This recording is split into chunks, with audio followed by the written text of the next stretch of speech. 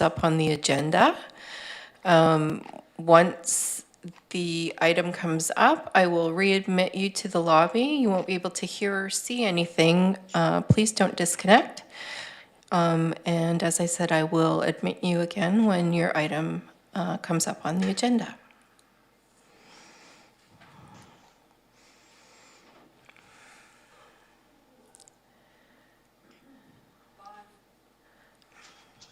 We are live, Madam Chair. Thank you very much. Good afternoon, everyone, and welcome to the Electoral Area Services Committee for March 3rd. We're already into March. I would also, first of all, like to acknowledge that we are on the traditional territory of the Coast Salish people. And with that, I would like an approval of the agenda. You did receive, there is some few changes. There was some supplementals for item R3. There's 1 and 2 supplementals on that one. And there's also another supplemental that we received not too long ago for item R4. I'm hoping that all the directors received that. And we are pulling R6 and moving R8 to number 1. Sorry, Madam Chair. Yes? Nope, the applicant for R6 is present. Okay, I received Director Salmon. Did I have the right one? Director Salmon, because you had said you had spoken to staff, so I didn't check with staff. Yeah, thanks, Madam Chair. Yeah, Frank, I did speak to you. I didn't know Ms. Coors is going to be here, but that one's the one that's getting pulled because it didn't go to the Parks Commission. And I'd like it to. So if we could let Ms. Coors know. So that one is being pulled for a recommendation to go to the Parks Commission, which it didn't go to.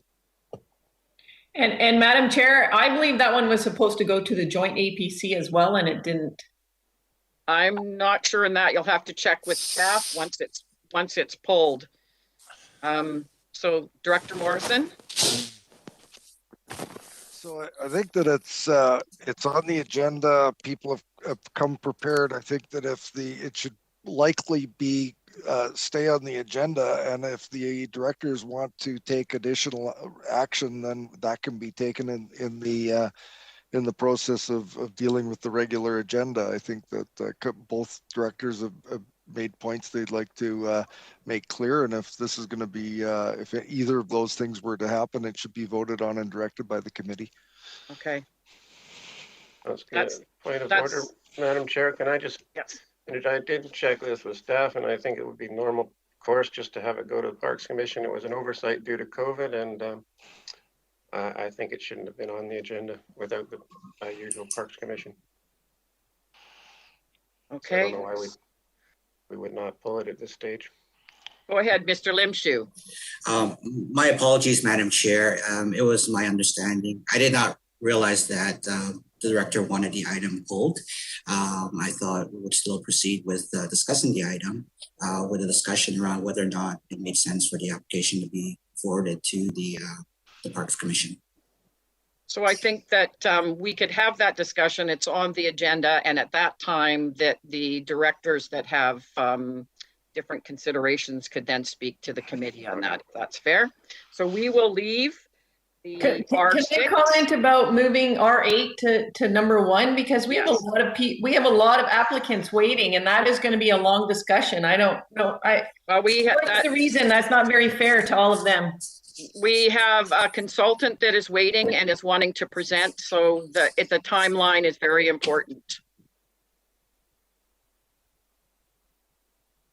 Okay, so we are with an approval of the supplementals, leaving R6 on the committee as where it was, and moving R8 to R1. Motion's been moved. Is there a seconder? Been seconded. All in favor? Opposed, if any? Motion is carried. Thank you very much. We'll move on now to the adoption of the minutes of February 17th. Ms. Harrison. Thank you, Madam Chair. Item M1 are are the Special Electoral Area Services Committee meeting minutes. And the recommendation before you is that the minutes of the Special Electoral Area Services Committee meeting of February 17th, 2021 be adopted. I have a mover. Moved and seconded. All in favor? Opposed? If any, seeing none, motion is carried. Ms. Harrison? Thank you, Madam Chair. Item M2, the recommendation before you is that the minutes of the Electoral Area Services Committee meeting of February 17th, 2021 be adopted.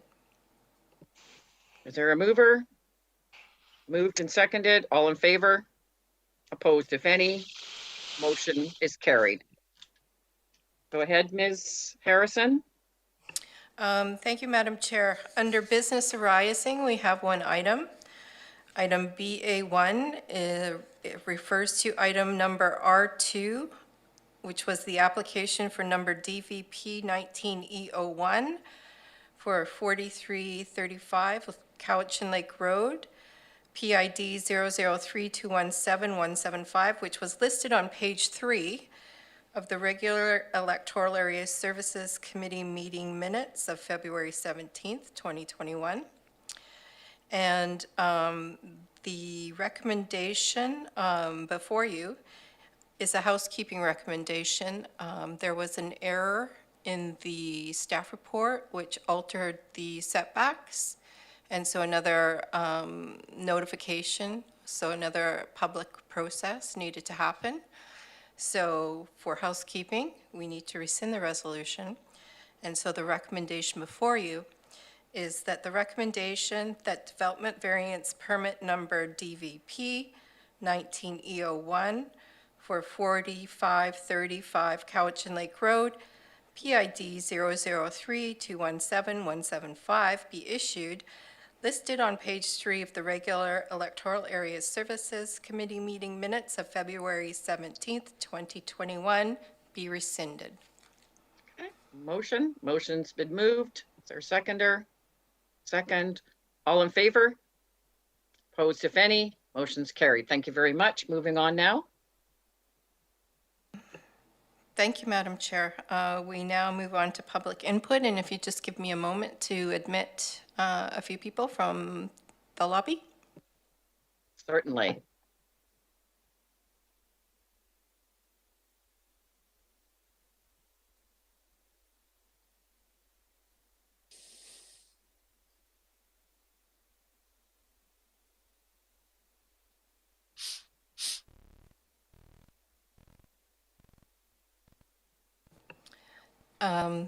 All right, I think we have them all in here.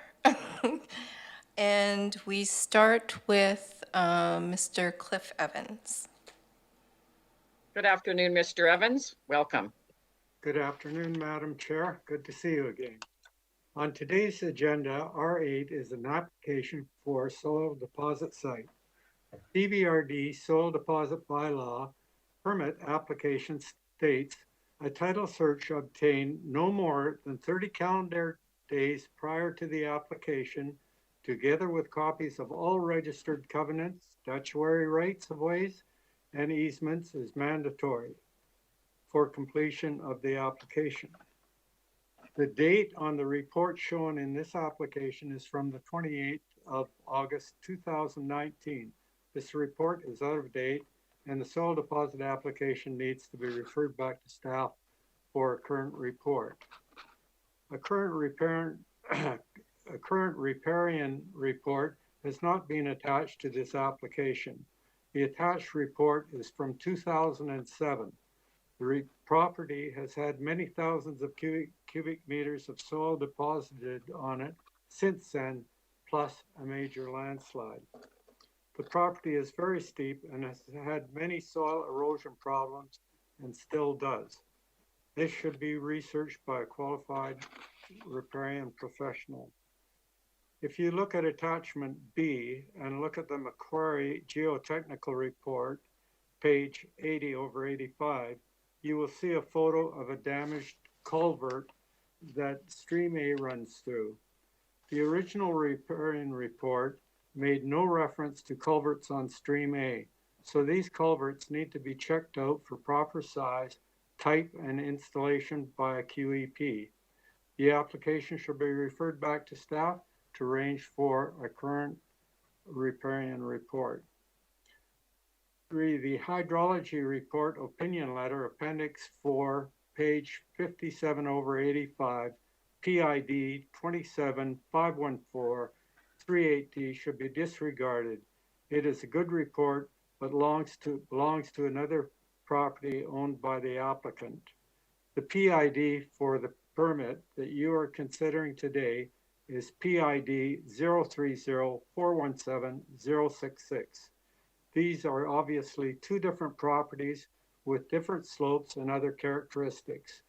The well drilling reports are all desktop studies, valid at the time they were drilled, about 2008. What is really needed is an annual well and stream water quality test for all bacteria, metals, and polyaromatic hydrocarbons to ensure the aquifer and streams aren't polluted. This application should be referred back to staff for more work to ensure the quality of water is safe and to provide a good base water statistic for the applicant. Thank you. Thank you, Mr. Evans. And who do we have next? Thank you, Madam Chair. Mr. Paul Williams is next. Good afternoon, Madam Chair and Electoral Area Directors. Good afternoon. Can you hear me all right? Okay, yeah. I'm pleased to see item R10. That's what we'll be talking to, item R10 on today's agenda. And thank you for continuing to investigate pickleball courts within the CBRD. I am one of a group of more than 40 local pickleball players interested in having a pickleball facility in South Hare Centennial Park. On January 20th, I was graciously allowed to make a presentation to the EASC on behalf of this group. After reading the February 16th, 2021 staff report and general specifications, as well as the ASBA manual, which I downloaded, I feel compelled to offer some feedback and information. My primary concern is that the general specifications appear to be mandatory. I recommend that they serve as guidelines, which will allow considerable latitude for site-specific variances. If a community, the local Parks and Recreation Commission, and the locally elected representatives agree, I submit variances should be allowed. The current CVRD courts, there's one shared use court in Crofton in addition to the two dedicated, so your data table may have to be updated to reflect that. In Ladysmith, there's a double tennis court on the high school ground, the school board property. And last fall, a couple of school board officials were walking around the property, and I got talking to them, and they told me that the courts may soon be used for portables. So there'll be no court service in Ladysmith. So Ladysmith does not now have any municipal tennis or pickleball courts. There are plans in phase 2 of the Forest Field Lot 108 project for 2 dedicated pickleball courts and 1 tennis court that could be interlined for pickleball. But the completion of phase 1, let alone phase 2, was a long way off, perhaps even years in the future. Next, the ASB USA Pickleball Construction Manual. It appears the CFRD design standards are based at least in part on the ABS SA USA Pickleball Construction Manual. And I just want to note that that stands for the American Sports Builders Association, which is a self-directed, self-promoting group of field and court builders, and it's not a government body. I joined them on Monday, no problem joining, so I was able to electronically download the manual, which is a good manual, except it's filled with advertising from court companies and painting companies and this kind of stuff. But it is a good manual. One thing in the intro to that manual is that it says, and this is quoting, it says, note that the specifications and guidelines in this manual are recommended for new construction and renovation projects. Again, nothing mandatory, just recommendations and guidelines. Perimeter. You have just a few seconds, Mr. Williams. Okay.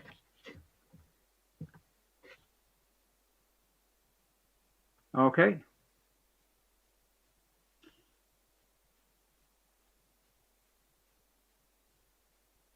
could have gone ahead. I was just getting you to finalize to finalize what you were saying. So Oh, go okay, ahead. yeah, right, Just have a right. few I seconds. just went on that in the intro to the ASBA manual, it says, note that the specifications and guidelines in this manual are recommended for new construction and renovation projects. Nowhere in that manual can I find mandatory or minimum standards mentioned. Another point, one can play recreational pickleball, which is what we want in Saltaire, anywhere where there's enough space to play safely. Players can use their own rules if they wish. The game started in the person's backyard with limited space, and people with neighbor approval can even use cul-de-sacs, and they have. It's on the internet. They're playing in the cul-de-sac of the street. Next item, perimeter fencing. 10-foot high perimeter fencing is not necessary depending on the location and what's on the other side of the fence. Perimeter fences can be anywhere from 4 feet to 10 feet high. Some towns like Orillia, Ontario have repurposed old courts, i.e. Homeward Park and Orillia, for pickleball with no perimeter fencing. They're just a grass strip surrounding the court, and lightweight perforated pickleballs are not dangerous and they do not travel far on the grass. Other thing in the ASBA manual under fencing, it says the height of the fencing. I'm sorry, Madam Chair. We only have 7 minutes left in public input. Okay, thank you. Mr. Williams, I'll have to ask you to finish because we're running out of time for other people to speak. I don't think he hears us. I'm not sure. He's still talking. So we could go on. Okay. Mr. Williams, we have to go on to the next presenter. Oh, is that what? Can I make a final statement there? Time is right. Yeah, I just want to make 2 final statements. The staff report and standards should be recommended guidelines, not mandatory except for new court construction. And the recommended guidelines should have a clause or a provision allowing local variance approved by the local community, local Parks and Rec Committee, and the local elected representative. So, thank you so much. Okay. Thank you. Go ahead, Ms. Harrison, who's next? Thank you, Madam Chair. Ms. Kaufman is next. Go ahead. Welcome, Ms. Kaufman. Good afternoon, Madam Chair. Thank you. I would like to speak to R12, the first stage review of the Culverton water and sewer systems.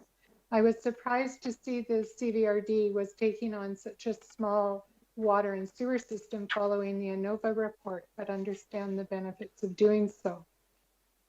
It is understood that the zoning was a step away from the former heavy industrial use and a move towards an affordable housing strata development. Once the strata is built out and the developer is gone, the costs associated to the water and sewer would presumably be a user pay system, and the strata would be responsible for any maintenance and major upgrades. Or is the CVRD responsible for the cost? If the former is true, that is a tough burden for young families and pensioners who would presumably be the occupants. In the report, staff allude to an original target of 90 strata units in 2009, but my understanding, it was substantially reduced with the adoption of the 2012 Cherry Blossom Estates amending bylaw to include no more than a maximum of 50 units. If the staff recommendation included on page 3 of the report is to limit or exclude water saving measures as outlined on section 810B, conditions of use, the 3 bulleted items, a recycled water treatment and distribution system to supply treated wastewater for irrigation and toilets, water metering for individual homes, and a rate structure to encourage conservation, and registration of a covenant on all residential parcels to require low flow fixtures and appliances, and the use of native and drought-tolerant plant species for landscaping. It would be a substantial change to the zoning bylaw, and that one that was likely instituted to alleviate water resource and sewer impact concerns of local area residents raised over the number of years that it took this bylaw to be realized. and those concerns still exist today. Hopefully, any such change would be communicated to the neighborhood ahead of approval. And if I have a few minutes remaining, I'd like to speak to one other item on the agenda. I think we have, I believe we have another speaker, and then we could come back to you if we had time remaining. Is that true? Is that correct, Ms. Harrison? Thank you, Madam Chair. No, we have 5 written submissions and we have 3 Oh. minutes left. Okay, Oh, so okay. have I used my 3 minutes? Yes, I don't have a clock. I believe Ms. Harrison has been recording the time. Yes, you have. She has 3, 2, 1, done. Oh, yes, you do. Talking Okay, other and words. now we have our written submissions. Thank you. Thank you, Madam Chair. The first written submission is from. I have Director Nicholson, sorry, her hand is up. I just wondered if we could have I'd like to move that we extend the public input period. It's been moved and seconded to extend. Point of clarification for how long? Another 10 minutes, another 15? So we hear the 5 submissions, please. So do we have a time for that? I'm not sure what the 5 submissions. Ms. Harrison? There's been a motion till they're finished, so we should have a timeline. Or just go ahead. Madam Chair, I could say 15 minutes if that's okay, as rather than go open. Okay, for another 15, there's been a motion on the floor, been moved and seconded for another 15 minutes to have the rest of the submissions read out and an extension for Ms. Kaufman. All in favor? Opposed, if any? Motion's carried. Go ahead, Ms. Harrison. Thank you, Madam Chair. Let me just reset everything.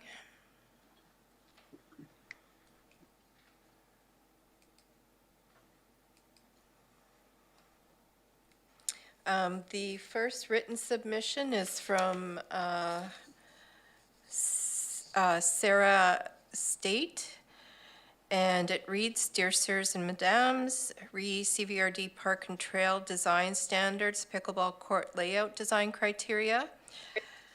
The Saltaire Association for Local Teamwork, SALT, is excited about the possibility of having pickleball courts in Saltaire Centennial Park.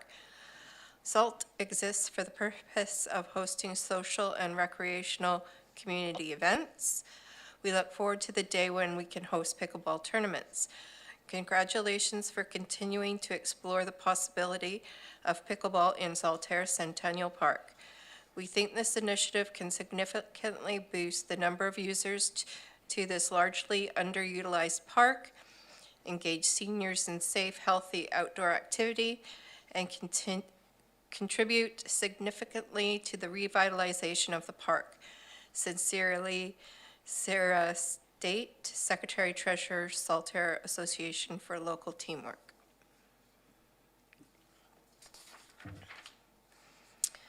The second written submission is from Bernard Yearlink, and it reads, Dear Chair, item R8. I am surprised that staff recommend that this soil deposit application be accepted. This application, as it stands, must be rejected. It has a number of major problems. Excuse me. Number 1, it is for a landfilling operation on Lot 7, a site that the Ministry of Environment has deemed to be contaminated. There should be no landfilling on contaminated sites. Number 2, there has been no hydrological survey done on Lot 7 where the proposed landfilling will occur. What the applicant has presented is the hydrological survey by LHC of Lot 6, PID 027514382. Further, LHC states that the underlying aquifer 203 is considered highly vulnerable, and then performed a vulnerability calculation using the AVI method designed for the prairies. This calculation only considers 2 parameters: sedimentary layer thickness, and hydraulic conductivity, and not the 7 parameters: depth to groundwater, recharge rate, aquifer soil, topography, vadose zones, impact, and aquifers hydraulic conductivity. That the drastic calculation uses, the CVRD's environmental services uses the drastic calculation. Has environmental services been given an opportunity to determine the validity of the AVI method to determine aquifer vulnerability? If not, why not? Number 3, there has been no riparian area regulation RAR assessment performed on Lot 7 for this application. In contrast to this application that states there's only one drainage system on Lot 7, a 2007 Madrone Report RAR assessment for subdivision of the 7 lots noted that there were 2 drainage systems that passed through Lot 7, Drainage A and Drainage B, not just Drainage A as stated in the application. This 2007 Madrone report also noted that if there be any construction on any of the lots, then there should be another RAR assessment carried out. The proposed slope of 1 horizontal to 5 vertical, see pages 17 of 85, for the east area soil disposition is insane, see attached figure. I remind the directors that steep, unstable slopes a few years ago resulted in a massive landslide from the ASI site that displaced Van Horn Creek and impacted a neighboring residential property. Note that Macquarie Geotechnical Consultants recommended slopes be no greater than 2H to IV. That's the end of the 3 minutes, and there's another paragraph.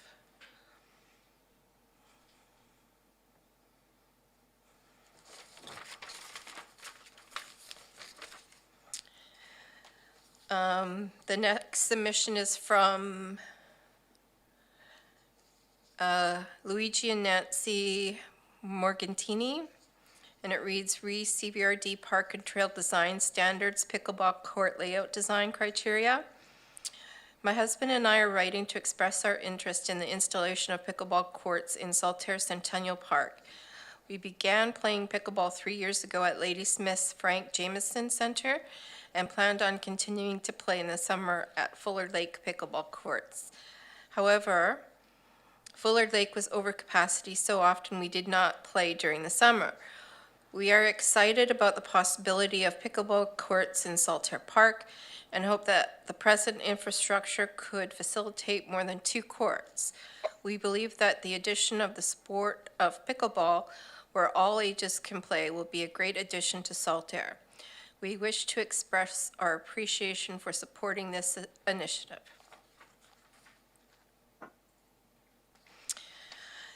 The next submission is from Jeremy Clark, and it reads, hello CVRD staff and directors. As a resident living very close to the proposed application RZ20E02 to develop the 18.37 acre parcel at 5611 Culverton Road into a 50-unit development, I would like to have my below concerns considered. Based on social media, I know that many residents of Culverton Road, White Road, Ellison Road, Aquino Road, Belvedere Crescent, Jordan's Lane, Cowichan Lake Road, Arla Crescent, and Brenna Crescent, among others, including myself, seem to be deeply concerned about the impact that this proposed development will have on all our lives and livelihoods. This is a rural community where we residents all have adequate space to pursue their hobbies and interests without coming into conflict with those of our neighbors. When problems do arise, we know our neighbors and discuss issues with them to mutual resolutions, rarely needing to involve the municipal government bodies. We look after each other in times of struggle, such as the current pandemic, during and after major storms and power outages, or when there is a personal tragedy, such as a fire, illness, or death affecting one of us. Currently, the average property size in the area is over 2 acres, with our smallest few landowners still having nearly half an acre to themselves. The proposed development on Culverton Road seeks to pack 50 residents into an 18.37 acre parcel. This will result in parcels that are significantly smaller than any others in the area at a maximum of just a third of an acre each. I feel this density level will certainly result in suburban type problems as the new residents interfere with each other's enjoyment, resulting in more strain on emergency services and the municipal government, and bringing tensions our neighborhood that we all live out here to specifically avoid. Unlike other neighboring areas, our community for many consecutive years has enjoyed that our water wells fed from a common aquifer, 180, have remained viable and clean year-round. However, climate change is a fact and summer droughts are getting longer. Regardless of the potential positive testing results, adding 50 more users onto the aquifer 180 will put the future viability of our wells further into question. Most of us do not currently have cistern tanks and pumps that would be necessary to receive water deliveries if our wells ran dry. The addition of this large group of users would put us into a situation where we may feel those large expenses will be necessary preparation. I know I will. The water table in the area is very high, and many of us, including myself, have natural ponds on our properties that are rich with life. We are fortunate that the current population is still in balance with this, but it's uncertain how many more septic systems it will take to upset that balance, pollute our ponds, and drive away the wildlife we have chosen to live in harmony with. That's the end of the 3-minute period, and there's still a paragraph left. And 5.5 minutes left in public input. And those are the written ones. Ms. Kaufman, could you go ahead, please?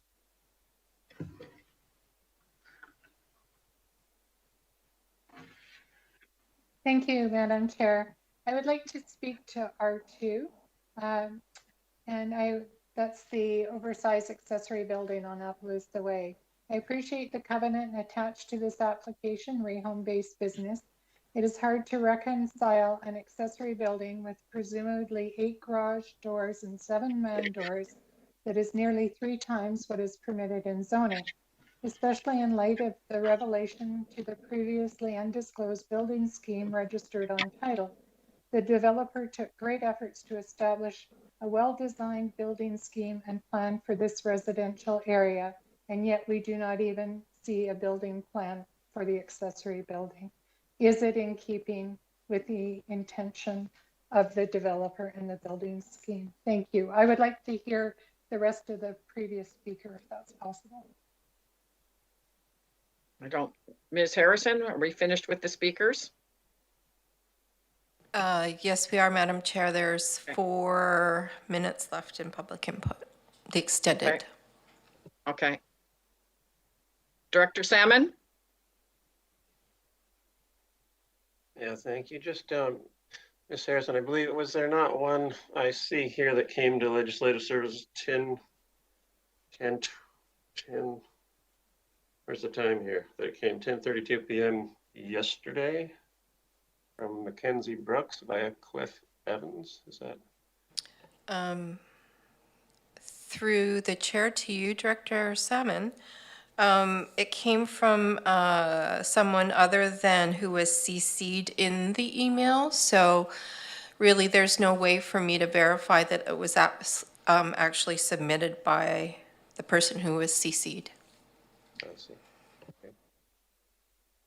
Thank you. And we can go ahead now. Ms. Harrison, there's no delegations. Thank you, Madam Chair. There are none. Okay, thank you. And correspondence. Thank you, Madam Chair. Item C1 is a grant and aid request from Electoral Area A, Mill Bay Malahat, regarding Duncan Cowichan Chamber of Commerce. And the recommendation before you is that it be recommended to the board that a grant and aid Electoral Area A, Mill Bay Malahat, in the amount of $500 be provided to Duncan Cowichan Chamber of Commerce to support the year-round visitor servicing operations of the Cowichan Regional Visitor Center. Thank you. It's been moved. I have a seconder. Moved and seconded. All in favor? Opposed, if any. Motion's carried. Thank you, Ms. Harrison. C2. Thank you, Madam Chair. Item C2 is a grant and aid request, Electoral Area C. And the recommendation before you is that it be recommended to the board that a grant and aid Electoral Area C Cobble Hill in the amount of $1,000 be provided to Duncan Cowichan Chamber of Commerce to support the year-round visitor servicing operations of the Cowichan Regional Visitor Center. It's been moved and seconded. All in favor? Opposed? Motion's carried. C3. Thank you, Madam Chair. Item C3 is a grant and aid request, Electoral Area C, Cobble Hill. The recommendation before you, that it be recommended to the board that a grant and aid Electoral Area C, Cobble Hill, in the amount of $1,000 be provided to Cobble Hill Event Society in support of Music in the Park in Cobble Hill upon written confirmation that the event will be proceeding. Has it been moved? Looking to Madam the Chair, director. if I could just comment on this one before we vote on it very quickly. Sure. Yeah, this the same thing happened last year where we did provide a grant for Cobble Hill Event Society, and because of COVID, it couldn't go ahead with the music in the park. We're hoping that this year things will be different, and this is really funding in advance to help out if it does work out. If not, then they will return the funds to us as they did last year. But I'm quite happy to move this one. Okay. Okay, it's been moved and seconded. Any questions? Seeing none. All in favor? Opposed, if any. Motion's carried. Moving on to C4. Thank you, Madam Chair. Item C4 is a grant and aid request, Electoral Area C, Cobble Hill. And the recommendation before you is that it be recommended to the board that a grant and aid Electoral Area C, Cobble Hill, in the amount of $200 be provided to Francis Kelsey Dry Grad to assist with the coordination and security of arranging the Dry Grad festivities in 2021. It's been moved. Second. All in favor? Opposed, if any. Motion's carried. C5.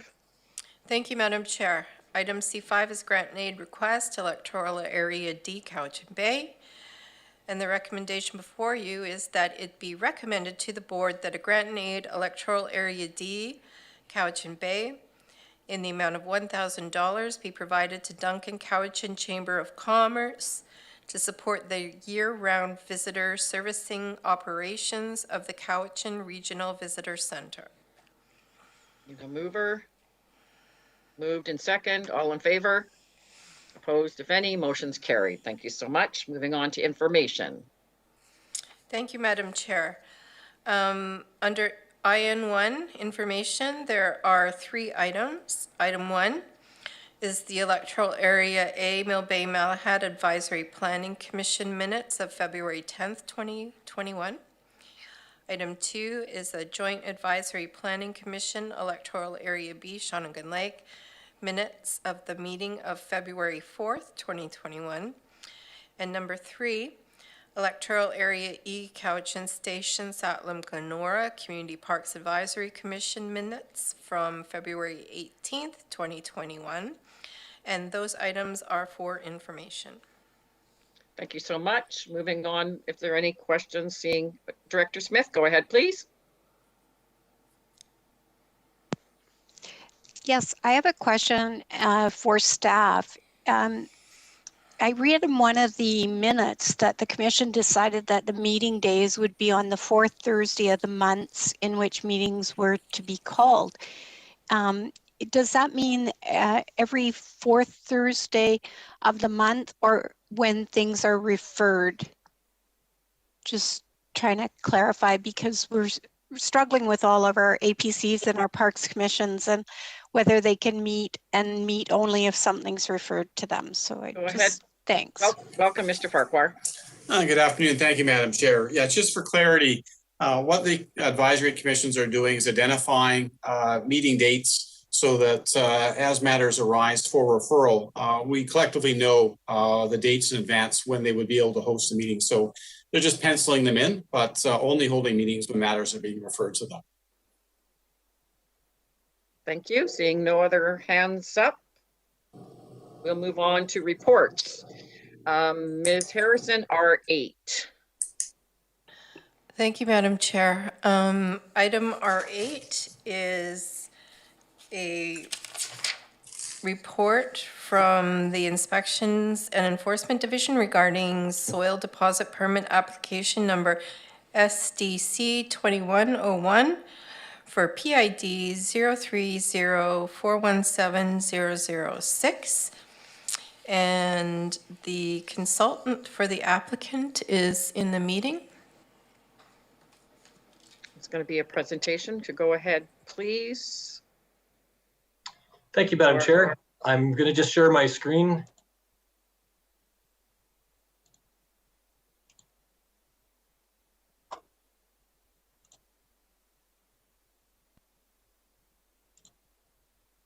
There, can you all see that? Okay, today I have a soil application for PID 030417066. It's located in Shawnigan Lake in Area B, just south of Shawnigan Lake. It's just off Stebbings Road. And this is a close-up of Lot A, where the proposed site, where the deposit was, pardon me, where the deposit is proposed to be. And this is just a little bit of a clearer view of that. They propose to have two separate sites on the same lot, an east site and a west site. This particular shot also shows the covenanted areas. And there was a comment in public about the state of title and covenants. We did receive those from the applicant, but we did not share that with the public because of freedom of information. The east site has, they're proposing 4,500 square meters, or 45,000 square meters, sorry. On the west side, they're proposing 60,000, and the total would be 105,000 cubic meters. That also shows, it also shows the ground profile as well on these screens. In summary with this application, so it is a type C. The applicant has proposed a future equestrian site to bring horses in for his family. It is zoned F1, which does permit that. The proposed deposit, the total is 105,000 cubic meters, and we will have this confirmed by survey. The application, in our opinion, is complete as per the soil bylaw requirements, and it was reviewed by our third party, who is also online, and the attached report is on page 385 of the report that's been provided with you. So staff is recommending that this be issued. And as stated, Jason Clark is present and is representing the owner. And Mr. Symington is representing the CVRD if there's any questions around the application. Thank you very much. Now I turn to committee for questions to staff or the consultants. Seeing, oh, Director Salmon, go ahead, please. Yeah, thank you. So I don't know who this might be, staff or consultant, but on the amounts question, I noticed this one's for a total 105,000 cubic meters. I know in the previous one, there was a fair amount more came in than was on the original proposal. So my question is, what is this 105,000? How are we going to determine when that's reached? And is it compacted or is it just uncompacted? So I'd like a little more information on that. Go ahead, Mr. McDonald. Through you, Madam Chair. The amount is actually an approximation based on surveys. So what we do is we're actually, the amounts that, and actually we even reported out in the report that I gave for an annual report, are based on what's either being paid for or estimated in the trucks. The real way to tell the actual amount is by a survey. And that's why I say we're requesting surveys now when they're going to get closer or when we feel they have met their criteria that they've applied for. Follow up, Director Salmon. Yeah, follow up. So go ahead. Thank you. So what's happening with the previous, the overage? Are we having a survey to determine? And what happens if it's over? Currently, we're having a survey. We're not sure. This one was not drastically over, and we're in suspect of this one, although we did ask the operator to stop. And this was a different site. That's not this site. It is the same owner, but it's a different property. He has been requested to stop filling until such point as a survey is provided. Okay, thank you. I do have another question, but I'll come back after. Okay, I have Director Acton. Go ahead, please, and then I'll come back to Director Salmon or Director Nicholson, then Director Salmon. Thank you, Madam Chair. During public input, there was question whether a comment from Dr. Mackenzie Brooks was actually from her. So I can verify that it was actually from her. She is the direct neighbor, and I have been to her property in the past, and she was greatly affected by the dumping that has happened on this property in the past. So we do consider neighbors, and I don't think we should negate her comments. Also, this I can't help think that we're being played as a fool here. An equestrian center, like why? You know, if I wanted to have an equestrian center, I don't go out and buy an F1 property on cliffs. I would buy farmland or buy the appropriate property. So have we seen like a design of what they're planning to do? Remediation. It's a, you know, it's one way of saying, yeah, I just want to take advantage of the community and just destroy this forestry land. And we're just sitting back saying, oh yeah, okay, you're building an equestrian center. So how do we have any proof of this? And like, I find that is just laughable. Mr. McDonald, do we have proof of the equestrian center? You're on mute. Sorry about that. Mostly through me, it's mostly been verbal, and I've also just seen in some of the documentation that that's what they're proposing. I have not seen a layout for it. Although part of the permit application, as far as remediation goes, regardless of whether there was going to be an equestrian center or not, there is a remediation component of our soil bylaw. There follow-up, So do we Director have a plan? Have we seen schematics of what's going to happen and what the end result is here? Because they had a plan, like they came and asked for a permit, and then now that's not enough, and they want more. As I said, I don't have anything further. The owner's representative is Mr. Clark, who was present in the meeting. If he wishes to comment on the equestrian portion of this, that's fine. But as far as I know, I have seen no actual plan for it, only that this is what the request is. So do we have a Mr. Clark in the meeting? Yes, I'm here. Can everyone hear me? Yes. Thank you. Yeah, as far as I don't know, there is not an advanced plan for the equestrian center, but the owner does live on the property, has long-term plans to reside on the property.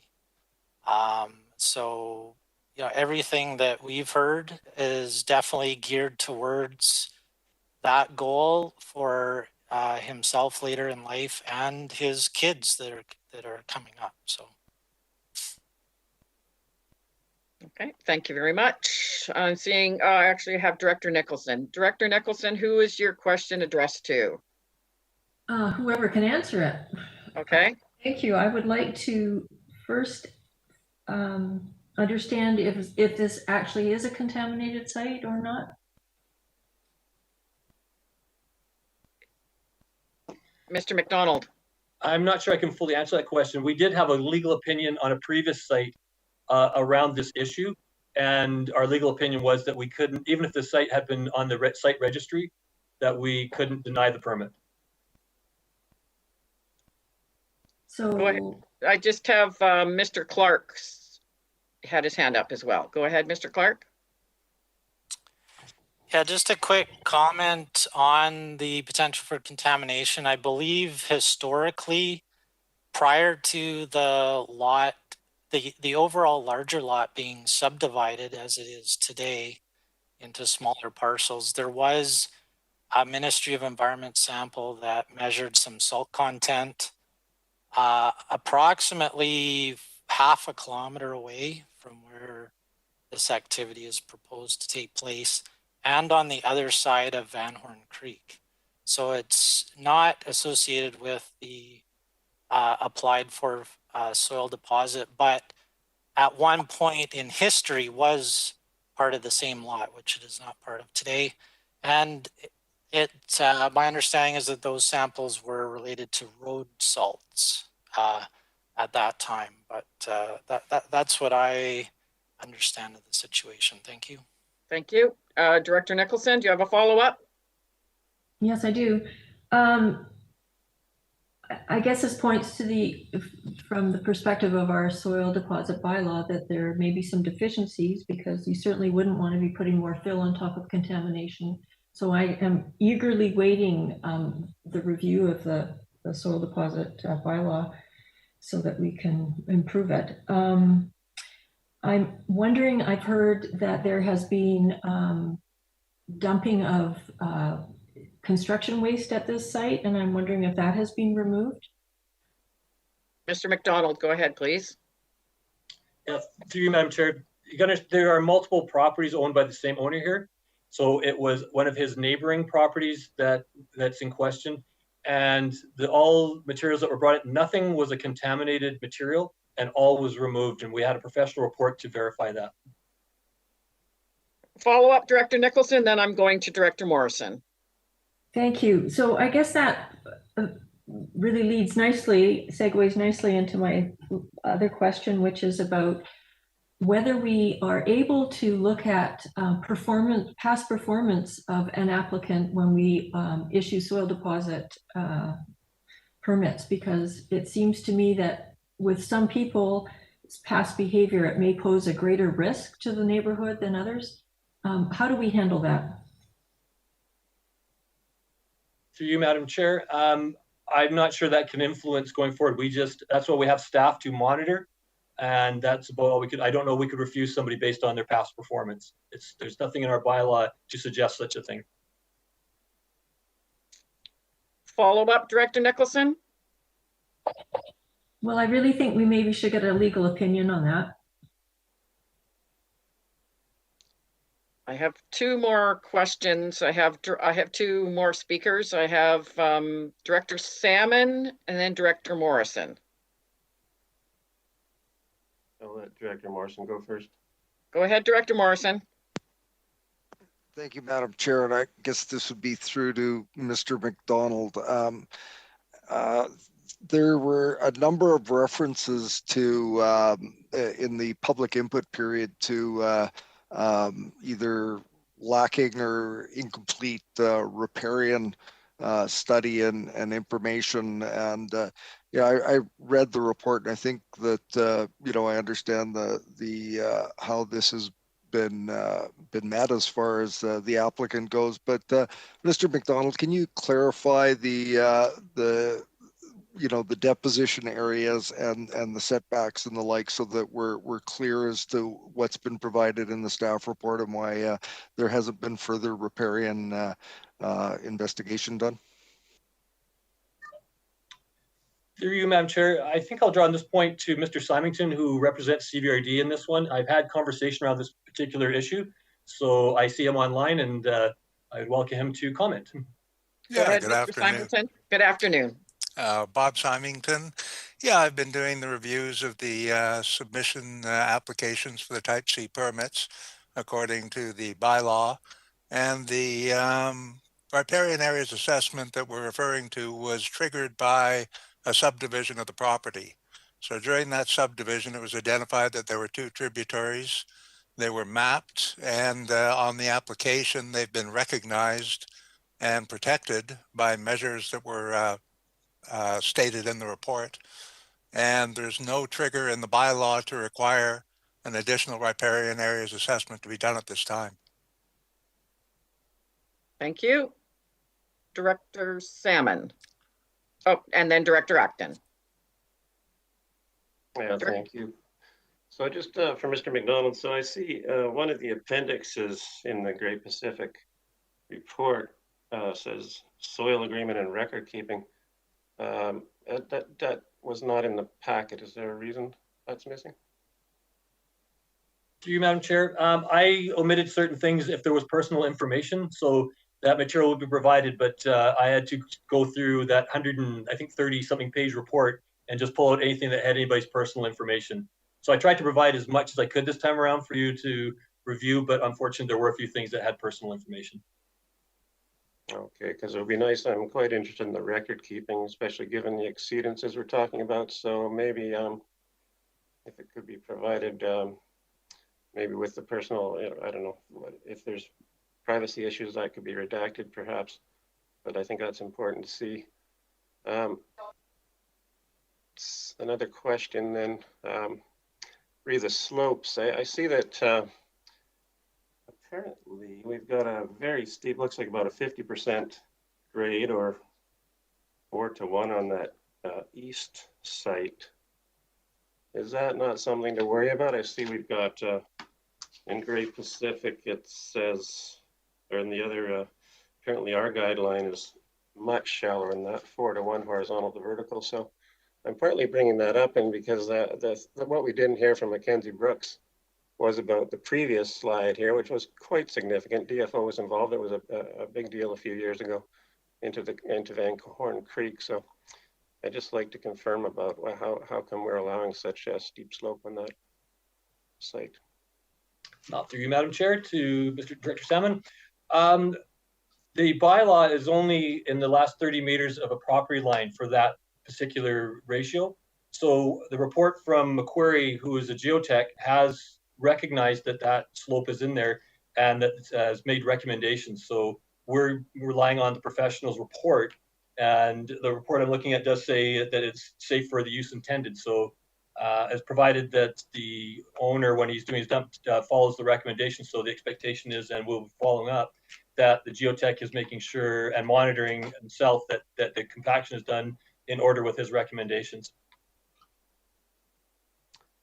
Okay, thank you. I'll go to the area director for the area. I have Director Acton next. Well, thank you, Madam Chair. So this property is, like Director Salmon mentioned, and Mackenzie Brooke wrote in her letter, there was a huge mudslide into Van Horn Creek. So this is really important to the community that we do this right. So I really appreciate Director Nicholson's recommendation to send this to legal and understand, are we able to look at past performance? Because I think in this case, it is important. There's been lots of violations, and some of the violations are only, we only know of them because we caught the person, the applicant was caught doing certain things. So I think this function has a lot of resources in it. We should refer this back for a lawyer's opinion at this time. So if I have a seconder, I'd like to move that. It's been moved and seconded for a referral. Director Wilson. Yeah, thank you, Madam Chair. I'd just like to speak on the referral, please, if that's okay with you. Yes, that's what you need to speak to, because thank you very much.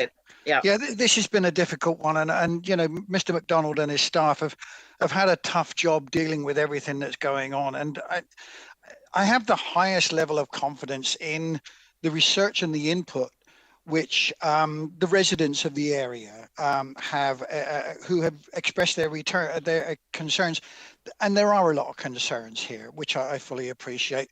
I'm sure that the area director has worked very closely with with all concerned, be they staff or proponents or even residents, as any director would do in their respective areas. And then I will therefore, and given the foregoing, I will therefore support this this referral as provided. Is there anyone else who would like to speak to the referral? Director Morrison, go ahead, please. I'd like to understand exactly, specifically what the referral for a legal opinion is. Like, are we referring this to get a legal opinion on whether we can, consider off-site activities or previous activities on other properties or by the same owner in the in the issuance or consideration of the issuance of this permit? Is that what's being referred to legal for? Director Acton, could you clarify what your legal opinion is for? Because it's kind of vague right now. On this property, there has been issues and there has been environmental infractions where conservation has showed up, and this was not just a slight damage to the riparian area. So as Director Nicholson mentioned, are we able to consider past poor behavior, essentially? And does our bylaw allow that? So how many times do you get slapped on the wrist?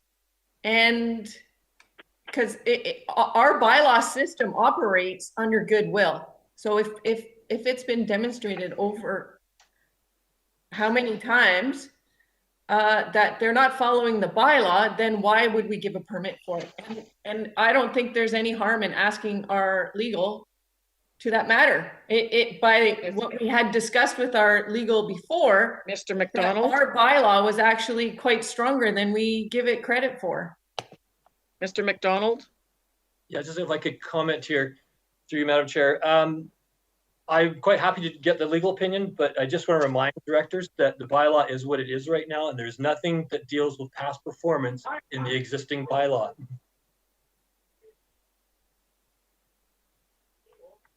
Thank you. So really what we need to stick to what we have currently that is in front of us. And that is outside of what our current report and the resolution that we have currently on the table. Well, currently there's a referral, but I'd like to take a 5-minute break. We've been here for an hour, and then I'd like to come back. So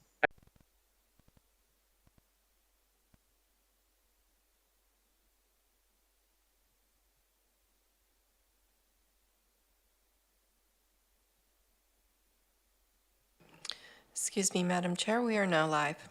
okay, thank you. Thank you very much. And welcome back. I just want to remind the committee that we cannot arbitrarily just decide what we want to do legally. Every applicant deserves a fair process. On the floor currently, we have a referral for some legal advice. And I am looking to the committee now. Director Kuhn. I'm going to vote against this referral. It is my impression that this is just another delay tactic, like the previous one we had where we delayed and finally had to come to the decision, yes, we approve this. And I think this is going to be the same kind of thing. I cannot see how,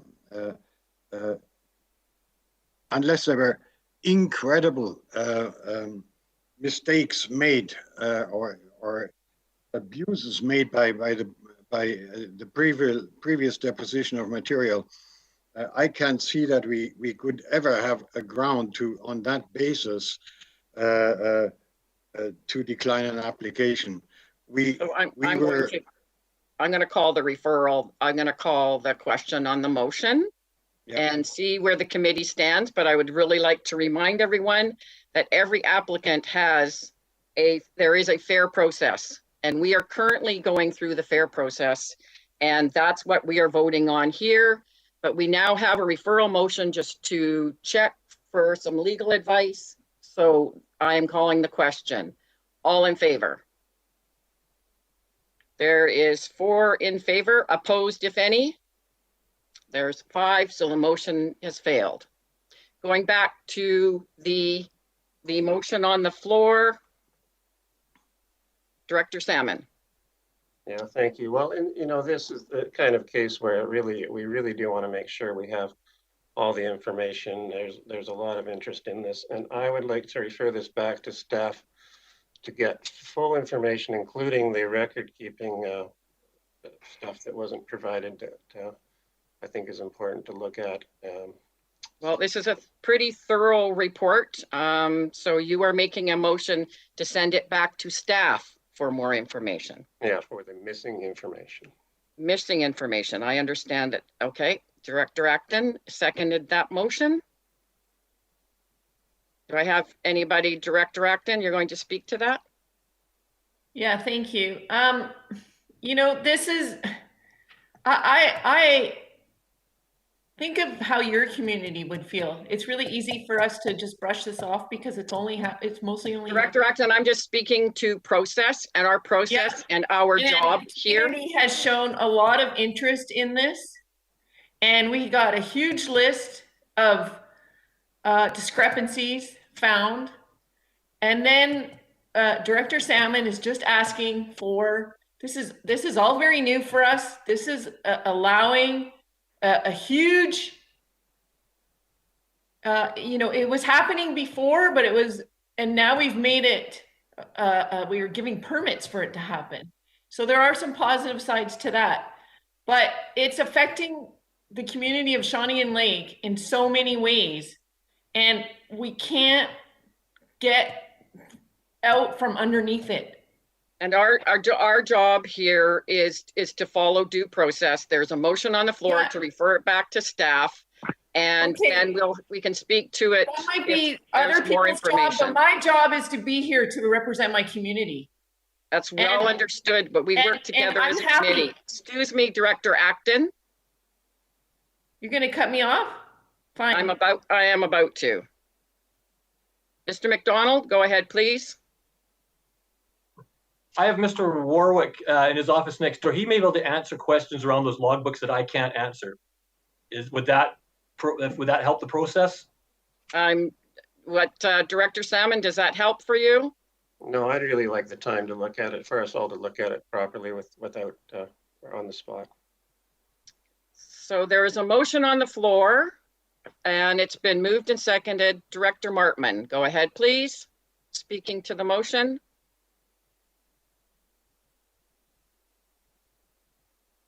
Director Martman. Sorry, it's been a while since I pressed the mute button. Thank you. And I'm speaking to the motion about referring it to staff for more information. And the information I'm wondering if would be available is this around also including around if there is contamination of the site? And the other thing was, although the bylaw speaks to the vertical slope, you know, being so far from the boundary, is there anything that we should be concerned around slopes that are so steep, and in the event around safety if there's an earthquake, and what the potential hazard could be downslope for that? Are those things that we could get in, it would be included in the report? Mr. McDonald. Through you, Madam Chair. So to Mr. Director Martman, anything outside of our bylaw, we don't necessarily consider because it has to be within our bylaw. As far as the slope stability, there is a geotech report and it was in the report and it talks about the recommendations that are in there. And there's also a conclusion that says safe for the use intended if installed as per the geotech's recommendation. Follow up, Director Martman, go ahead, please. Thank you. And I do appreciate that response.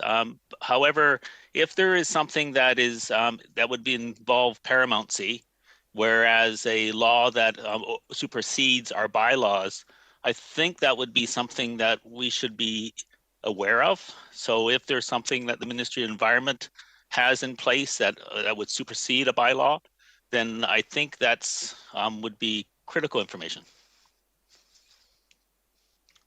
Okay, Director Morrison. Thank you, Madam Chair. I'm really challenged by the number of different layers that are being applied to this, and I'm going to seek clarification on what I think I heard the referral for.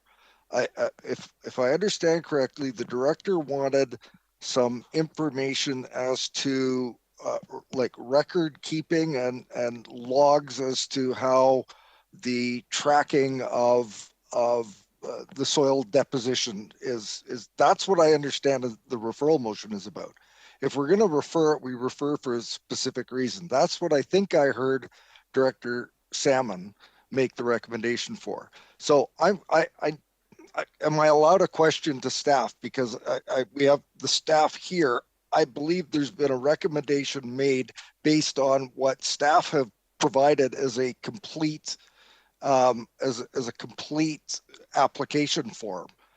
So am I allowed to ask staff if the information that's being requested is in any way going to change the recommendation that has been provided thus far? Mr. McDonald, could you answer that, please? Yes, again, through you, Madam Chair. Staff is quite confident that we wouldn't bring it forward if we weren't. But that's why I also brought Mr. Symington on board, because he is our consultant, that we actually had it checked by him as not just because we don't have necessary expertise in some of the areas in our bylaw, whereas Mr. Symington has great expertise. So that's why we're relying heavily upon his opinion. And he is on this call if you would like to ask him any of those questions. Can we put that question through to him? Okay, we'd like to put that question through to Mr. Symington. I'm sorry, could you rephrase? Could you repeat the question, Director Morrison? Certainly. So the referral is back to staff for staff to provide some information around logbooks and record keeping. So my question through to you is this information that has apparently been redacted as a result of there being some privacy issues, is there anything in that information that you're aware of that is going to significantly change the recommendation to staff, to the committee, as far as completeness and whether or not the permit should be issued? We designed a worksheet that we move through when we review these permits, and it specifically looks at all the requirements of the bylaw. And in our evaluation of this site, the applicant met all the requirements of the bylaw. So no, I can't see there's additional missing information that would change the recommendation. Go ahead, Director Salmon.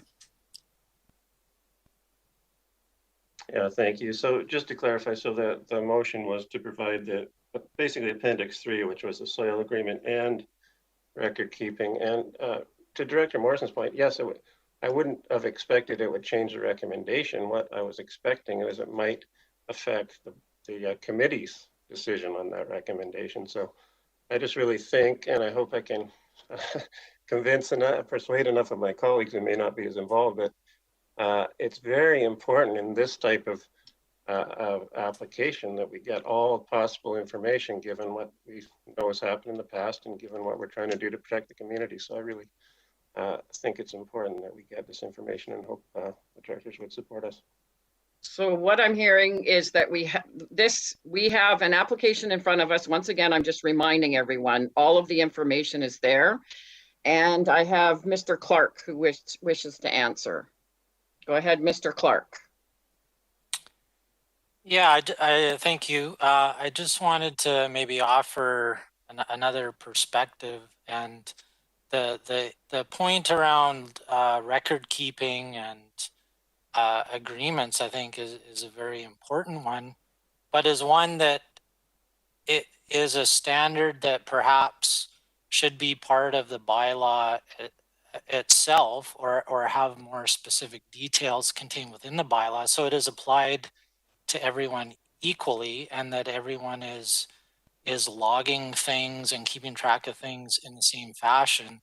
And I don't really, I guess from my perspective, I don't really see that that's an application specific issue to this one particular owner's application. I think if you want to see better record keeping, that is maybe an amendment to the bylaw that improves that portion of things. So that's just perhaps another way to look at it. Thank you. Thank you. Mr. Crothers? Thank you, Madam Chair. I'm going to try and assist the committee here. You have an issue of procedural fairness here. You have a bylaw that prescribes what information is required for the board, for the committee to consider an application. The staff have provided that information to you in detail. Your consulting engineer, your consultant has been there to support the process. I completely understand the director's concerns with potential gaps in the bylaw, and that is certainly going to be addressed. But I am going to recommend strongly that the board recognize the limitations of its current bylaw and that this application has been submitted in accordance with that bylaw. And if there's further investigation into deficiencies in the bylaw, that needs to be dealt with as a separate matter. Thank you so much.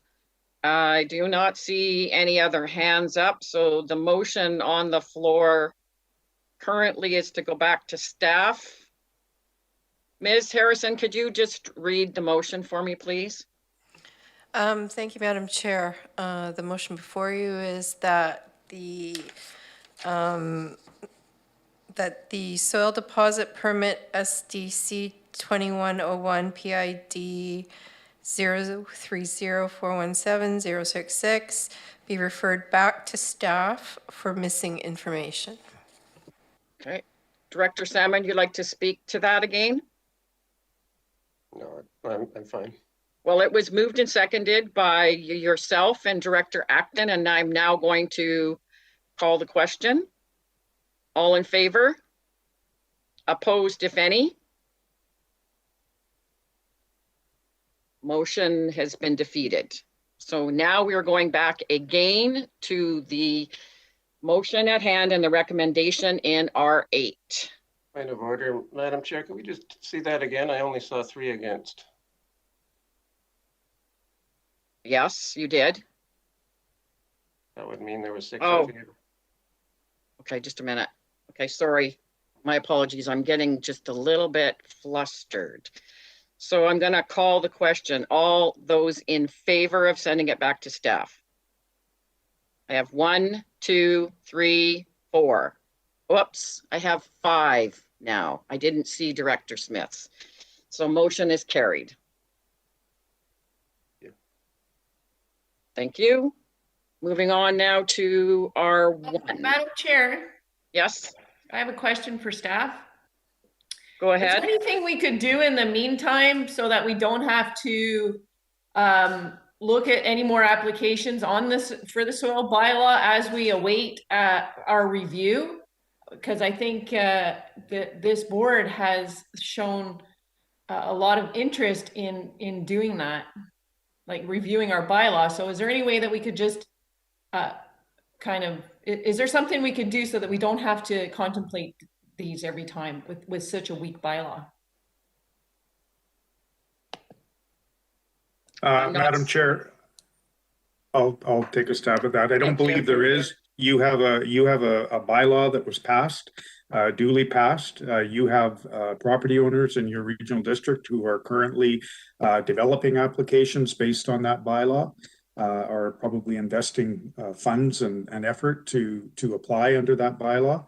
I am in contact with our staff, and we're well aware of the board's desire to see a review of the bylaw, and that work is underway to come back to the committee with some information.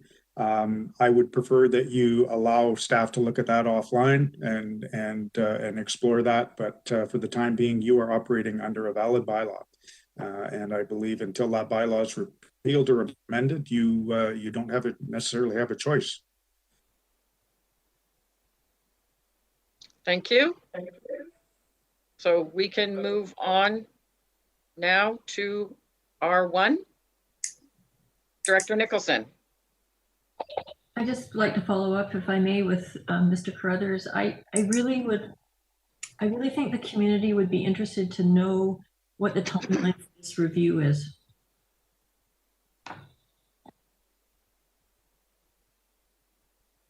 Mr. Carruthers? So, Madam Chair, my preference is to share that with the board. I don't have a date for you right now. Okay. I'm having a session with the board next week as the CAO, and we can certainly have that conversation, but I think it'd be premature to raise expectations and provide a date, but I'm fully prepared to provide that information to the board and then ultimately to the public. Thank you. Seeing no other hands up, I can move now to R1. Let's try this again. Mr. Limshu, welcome. Thank you, Madam Chair. I don't think I need to make a formal presentation. Item R1 relates to the earlier item BA1, which was effectively a housekeeping matter. This application, DVP 19E01, was presented at the February 17th EAC meeting, so the last EAC meeting. And then at that meeting, I indicated there was correct to the proposed variance. So in the previous report, the reference was to relax the front yard setback from 7.5 meters to 5.2 meters. The correction is really to relax the setback from 7.5 meters to 4.2 for the front yard setback. The west interior side yard setback was correct in that the applicant's requesting a relaxation from 3 meters to 2.7. So what staff has done is updated the report, updated the development variance permit applications under consideration so that everything is in line moving forward. Thank you. Could you read the recommendation, please? Is that a mover, Director Nicholson? Okay, it's been moved. Looking for a seconder, and I'm going to have it read. Go ahead, Ms. Harrison.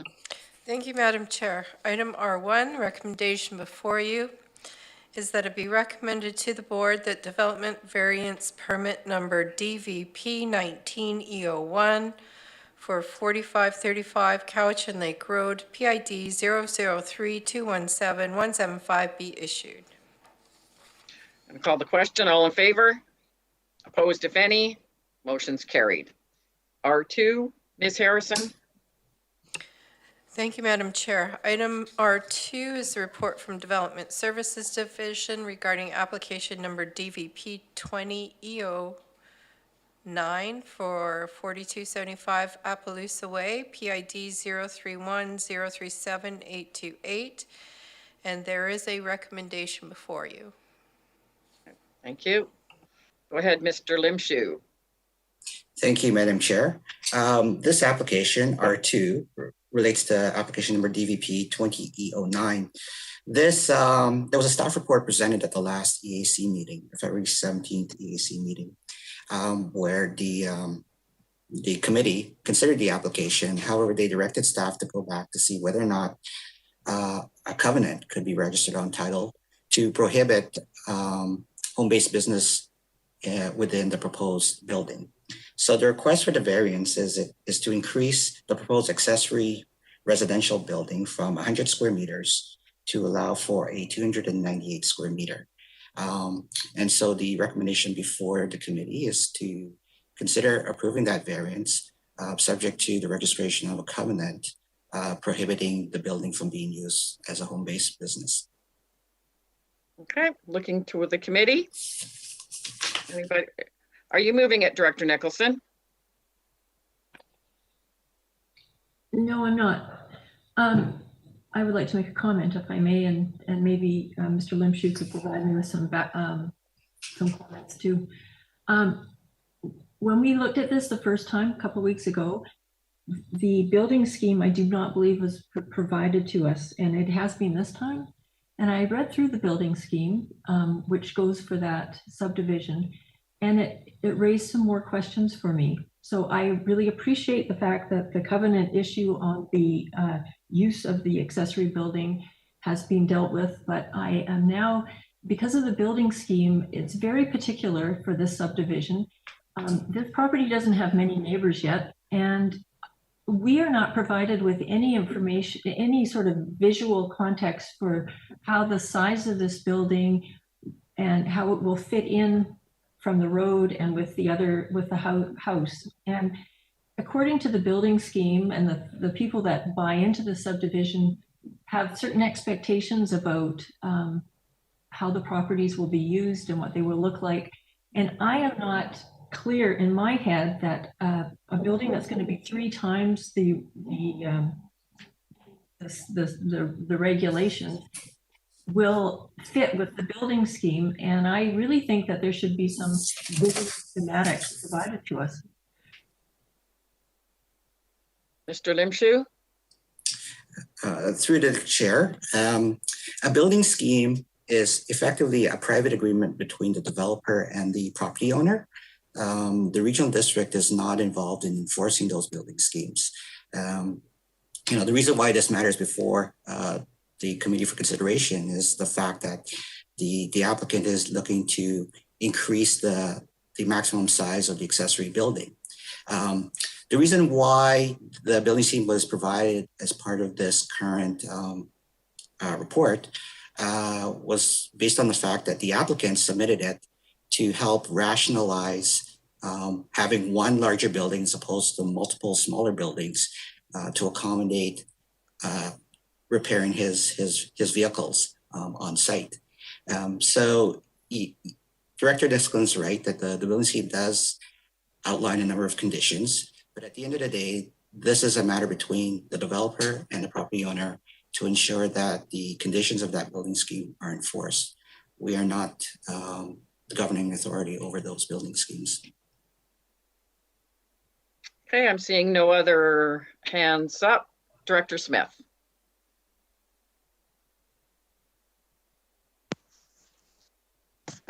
I really have concerns going from 100 square meters to 298 square meters. This starts to then set a precedent for all electoral areas as we move into our OCP review in the harmonized and modernized and zoning. And I know that something that happens in one location then can reflect in another location. And I think that we have to look at a building that's over 3,000 square feet may not be the best development situation at this time. And maybe upon review of as we move through the harmonized and modernized, this will be addressed during that time. We do not have to approve a development variance permit from 100 square meters to 298. And I don't support this this big a change. Mr. Limshu. I'd just like to remind the committee that Area E is the only zoning bylaw that actually has a maximum on the accessory building. In all the other electoral areas, there is no maximum. The only limiting factor is setback, building height, lot coverage. And as indicated in the staff report, the combined lot coverage for this project, which includes the proposed building and the dwelling that's being constructed, will equal to approximately 3% lot coverage of the site. The zoning bylaw allows for up to 20% lot coverage.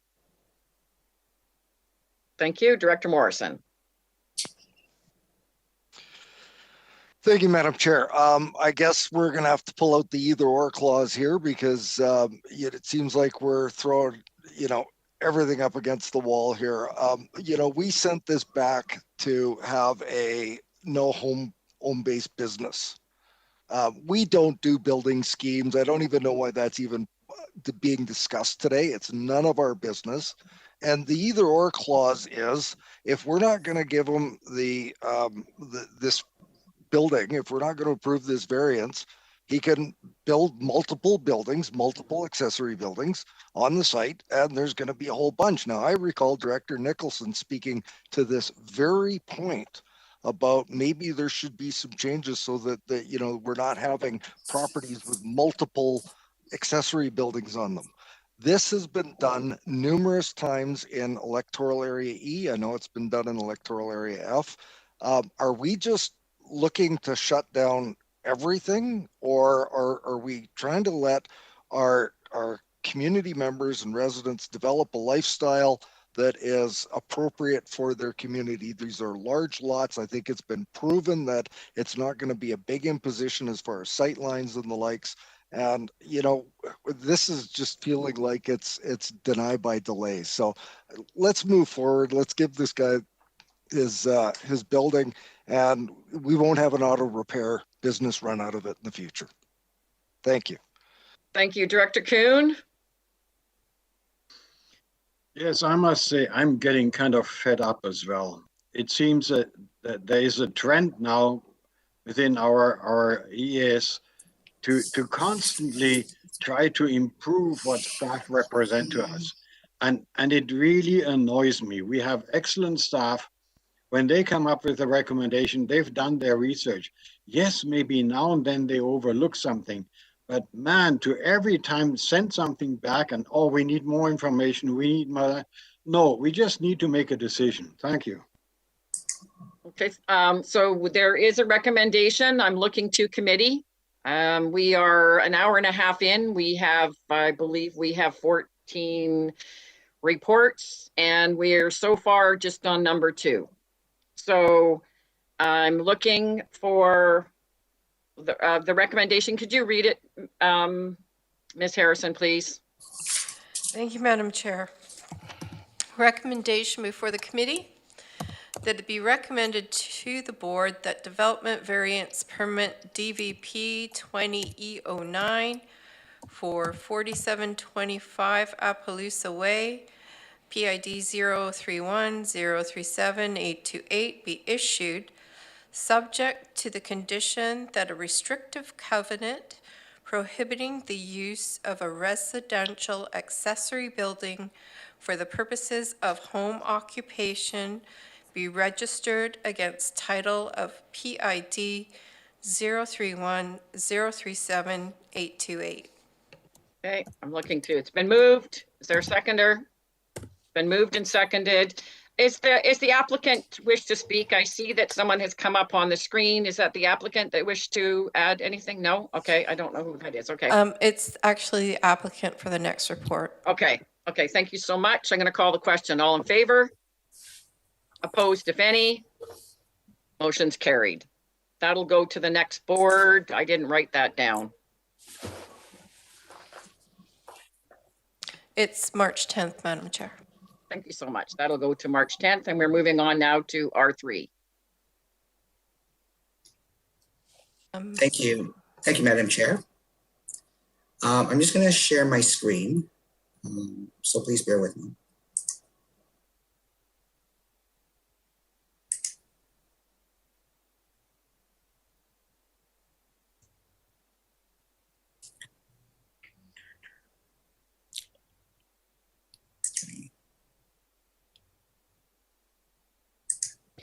All right, can everybody see that? Yes, we can. All righty. So item R3 relates to application number DVP 20B05. The property is located at 1793 Wellman Road, PID number 001747061. The purpose of the report is to present a application requesting relaxation of the front yard setback from the front property line. So on the site plan that you see before you, it indicates the location of the existing dwelling. So this is the existing dwelling here. As outlined in the staff report, the existing dwelling was constructed prior to the CVRD establishing zoning bylaw. Under the current zoning, the front yard setback is 7.5 meters from the front property line. The existing building is currently located 4.5 meters from the front property line, which is fine because of the fact that the building was constructed before the zoning bylaw came into play. It's considered non-conforming. At the time that the existing dwelling was constructed, there was decking along the side of the building, along here, along here. Effectively, what's occurred is the property owner went ahead and replaced the existing decking along the side. But in addition to that, they also constructed a deck at the front of the building. As you can see from the drawing, the deck actually encroaches over the property line into the road right of way. The staff report indicates that the applicant did speak to the Ministry of Transportation because they have jurisdiction over the road right of way and effectively has permission for that encroachment to occur. In reviewing the in reviewing this scenario, it came to staff's attention that the deck was actually constructed without any building permits. Thus, a couple things will need to happen. They certainly will need to make application for a building permit for the deck that was reconstructed along the side of the building, in addition to the deck along the front, provided that the variance is granted for the deck in the front. So to be clear, the issue is around the deck that's constructed at the front of the building. The decking along the sides are fine from staff's perspective, although they will need to obtain a proper building permit for that construction. So as you'll see from the staff resolution, the recommendation by staff are to deny the application. In reviewing the application, there was staff's feeling that the proposed relaxation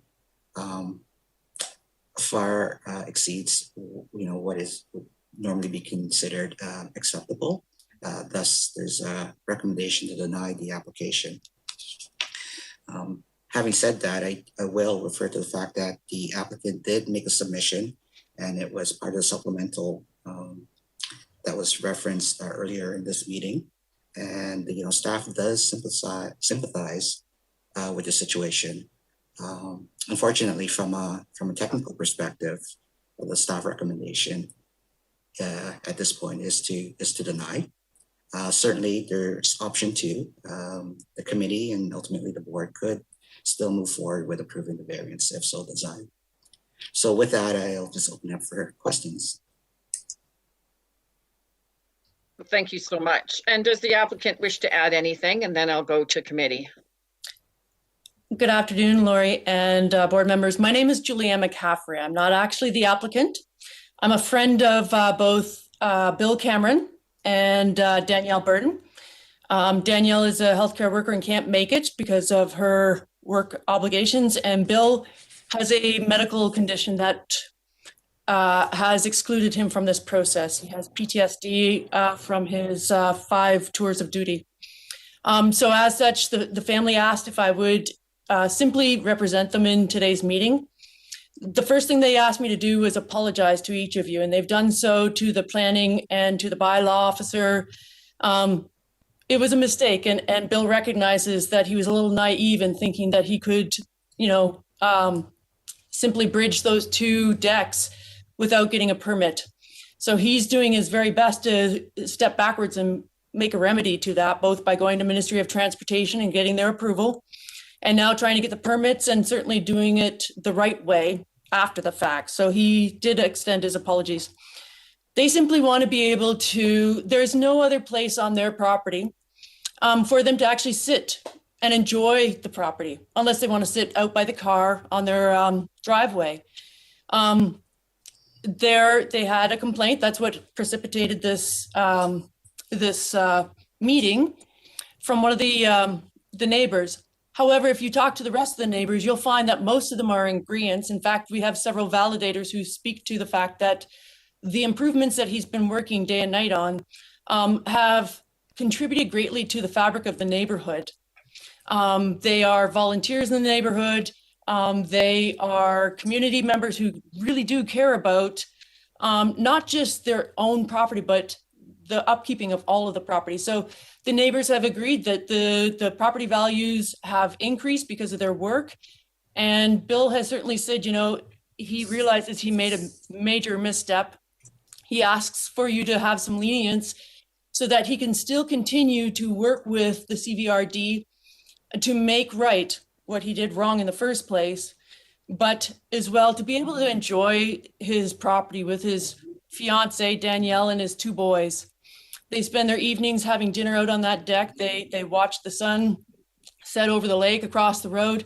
They really do love living there, and they really do value and use that deck a lot. So they're just asking for enough lenience so that they can do the backstop of getting the work done that they should have done at the forefront.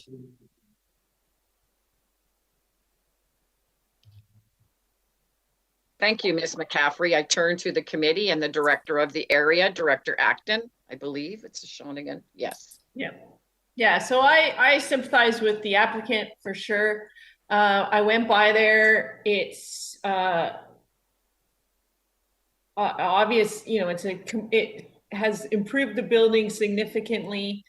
It's hardly on MOTI's property, and I would think that it's highly unlikely that that will ever be a developed road unless staff has checked our if there's any plans that have been discussed in the past of creating something up there. I would think that there could be a better solution here than just the staff recommendation of deny. Is it something that could have a covenant so that if MOTI actually puts a road that it would have to come down? Or help me out here, Mr. Limchu. I think certainly we could explore the idea of a covenant to basically state that, you know, should the Ministry of Transportation in the future require that little section of road right of way for the extension or the improvement of the road, we can certainly explore that. I can't give you a definitive answer at this point in time. I think the discussion would have to involve the Ministry of Transportation as well. You know, the reality is if there was any future road improvement, there's a high probability that that little area of encroachment would not impact future expansion. It's hard to conceive that would be the case, but having said that, I believe we would need to involve Ministry of Transportation to confirm that. Yeah, okay, I appreciate that. Or we could just approve it today. I wouldn't even have a problem with that either. Because then essentially it would be MOTI's problem. And they constantly throw stuff back at us. So yeah, I think that you know, we're all here to help our community and help members, and this is an obvious error. And I don't think this is a battle that we need to send these people on. So I'd like to suggest that we approve this variance and just allow them to carry on to work towards getting the proper permits. If I have a seconder. It's been moved and seconded. And there was also a supplemental. I let the committee know there is 2 supplementals that came with this application. Just a reminder.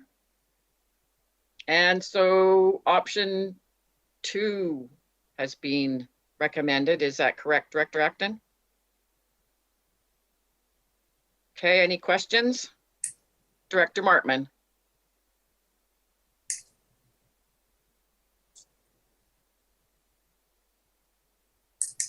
Go ahead, please. Sorry about that. Okay. I was just curious, back to staff on this regarding the deck, and I think one of the things I can see if I was living there that I wanted to connect the 2 decks. Do you see anything that's a compromise that would not exceed, you know, the boundary lines of the property or property lines, or perhaps even reduce the setbacks a little bit? That would be a potential, rather than, you know, it would be sort of something in between, not leaving it as is, but correcting it to some degree where it'd be some part of a variance. Mr. Limshu, go ahead, please. Madam Chair, through to Director. Yeah, certainly there's always the opportunity to discuss a compromise, as you suggest, in terms of maybe perhaps reducing the deck size so that it's not encroaching into the road right of way. You know, I think just to follow up on the previous question around the Ministry of Transportation, just received a note from the building inspector reminding me that as a condition of the permit that they've issued to the property owner, it's stipulated that if at some future date the Ministry of Transportation requires to expand that road, as a condition of the permit, that deck will have that section will have to be removed. So it's already built in. So there doesn't need to be a covenant to be put in place. Director Acton. Thank you, Madam Chair. This will be my final comment. I just wanted to acknowledge that there was a neighbor who wrote in and mentioned, you know, that they've followed the bylaws, and I feel their pain. I've been in the same situation where you follow the bylaws and it's time consuming and expensive, and then people, you know, choose not to follow the bylaws.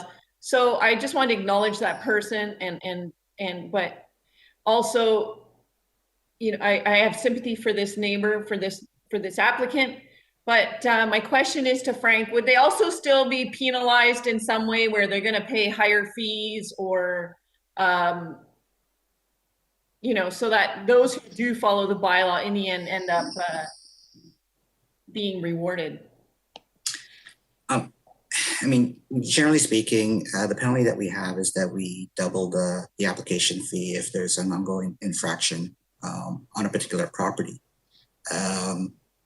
You know, beyond that, there really isn't anything else in terms of penalizing the individual.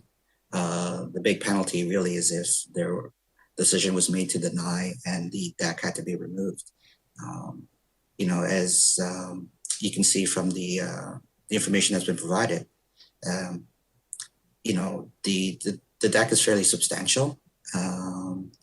And, you know, even to remove it, or even to remove a portion of it, would be some cost to the applicant to do so. Director Morrison.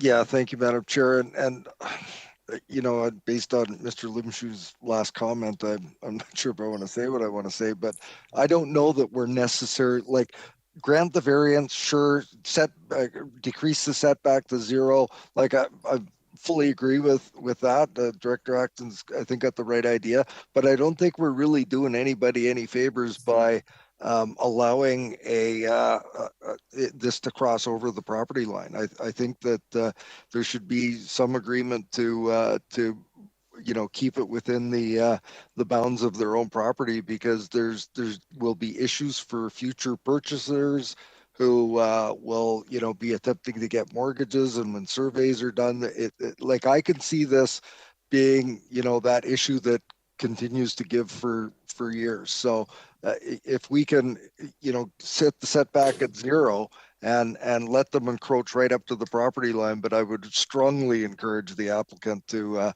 take any overage of the property line and fix that. Director Smith. Thank you. I have concerns with this. I do find that it sounds like the applicants have backgrounds in following rules and regulations and guidelines, and in their occupations that they have that background. And to me, we start meandering out of the lines. As grandchildren often color outside of the lines, we accept that as grandparents and say how beautiful it is. But we sit here with land use decisions, and we just have to walk around and see how many people have made property decisions without consulting the CVRD, or just making a quick phone call. Do I need? It's not a big action to contact the CVRD, and the CVRD staff is very willing to give information regarding following our bylaws, following our building codes, and things like that. So I will still support denial on this application. I think that we live in a time where there's technology and where we need to be responsible for our actions. And by approving this, we're just saying to more, go out, do whatever you want, and then come to us and we'll approve it. And I think that if we're going to build our reputation at the CVRD as a board or as directors, we need to stand up for the ones that actually follow the regulations that are placed on their properties. Thank you. Thank you. Director Wilson, please. Yeah, thank you, Madam Chair. I'm not sure they're looking into the future and saying what might or might not happen if and when this place is ever sold is part of our job, or even if we're capable of doing that. I'm certain there are experts all over the world who are not capable of finding out what's going to happen in the future. But in this particular case, we're looking at inches. Let's get this into context here. We're not looking at 5 or 10 feet over the property line. And flexibility is another word. And if this was 2-3 feet over the property line, I'd say, yeah, deny it. This can't be done. But really, no, don't see it. I'm quite in favour of going the way that, just allow them to do what they were doing here. And I'm sorry that they've broken some rules. But I can see that I don't think this is deliberate one little bit. And come on, folks, it's inches. Director Acton? Oh, I didn't have my hand up. Sorry. Okay, I thought I put you back on the list. If Frank could comment again on the building inspector. So the concern of it ever being a road is if it does come into fruition, the applicant would be responsible. Okay, so I think that covers our bases, in my opinion, right there. Thank you. Okay, we're calling the question on option 2. All in favor? 1, 2, 3, 4, 5, 6, 7. Okay, motion is carried. Moving on now. Thank you. Thank you, Madam Chair. The next item is item R4. It's a report from the Development Services Division regarding application number DVP 20E10 for 3060 Duke Road, PID 003498438, and the applicant is in the meeting. Go ahead, Mr. Limshu. Thank you, Madam Chair. I'm just going to quickly pop up drawing.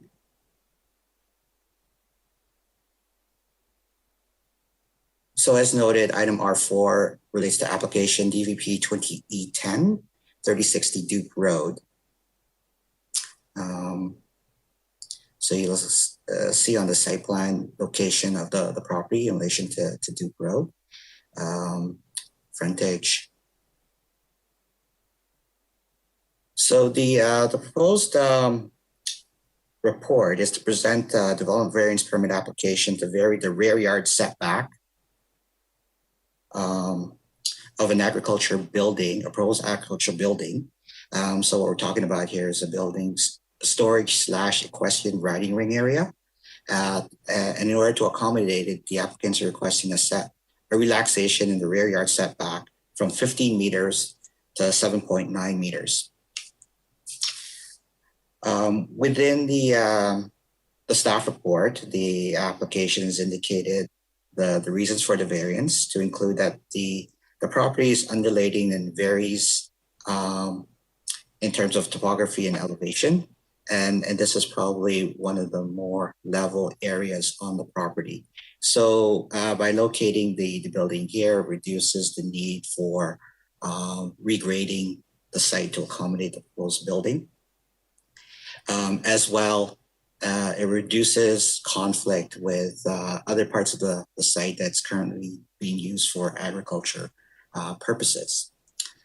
I do believe that the staff report is fairly straightforward. And with that, I'll just stop it there and answer any questions that the committee may have.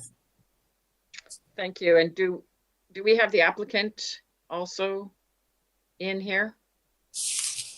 Yes, Madam Chair. Does the applicant wish to add anything? No, I think Madam Chair, the report is very complete. Great. So I'm looking to go ahead, Director Nicholson. I'll move the recommendation. Is there moved and seconded? I'm going to call the question. All in favor? Opposed, if any? Motion is carried. Thank you very much. And that goes to the March 10th board. Moving on now. Thank you, Madam Chair. Item R5 is a report from the Development Services Division regarding application number DVP 20I10 for 7350 Lakefront Place, PID 028062132.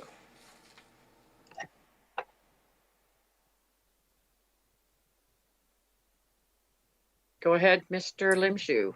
Thank you, Madam Chair. So speaking of inches, this application is a variance to relax the interior side yard setback from 3 meters to 2.94 meters. So that's a 0.06 meter relaxation that's being proposed. And the reason why it's come before the board, or sorry, the committee, is that upon completion of the construction, the surveyor actually picked up and realized that one of the supporting poles for the deck actually encroaches into the setback by 0.06 meters. So hence the requirement for a development variance permit to effectively recognize and legitimize the construction. Okay, thank you so much. Does the applicant wish to add anything that hasn't already been said? That's me, and no, I don't want to add anything. Okay, thank you, Mr. Nickel. I turn to the director of the area, Director Kuhn, I believe. Is it not? Moved and second. All in favor? Opposed, if any? Motion's carried. Thank you very much. That's to the March 10th board meeting. Thank you. Thanks, guys. Thank you. Looking to the committee, it's now 3:30. There was some directors that would like to have more of a break. Is now a good time? Okay, so 15-minute break. Please come back at 3:45.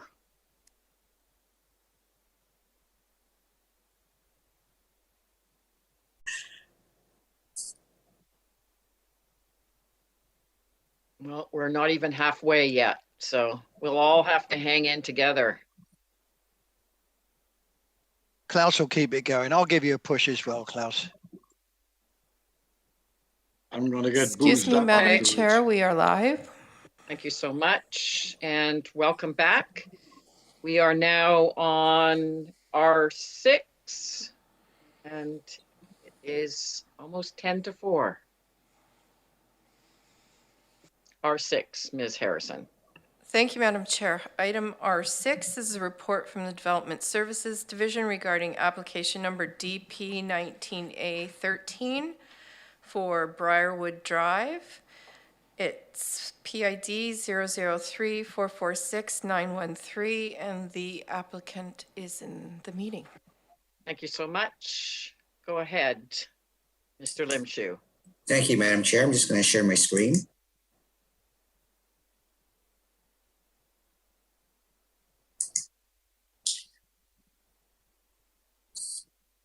Can everybody see that?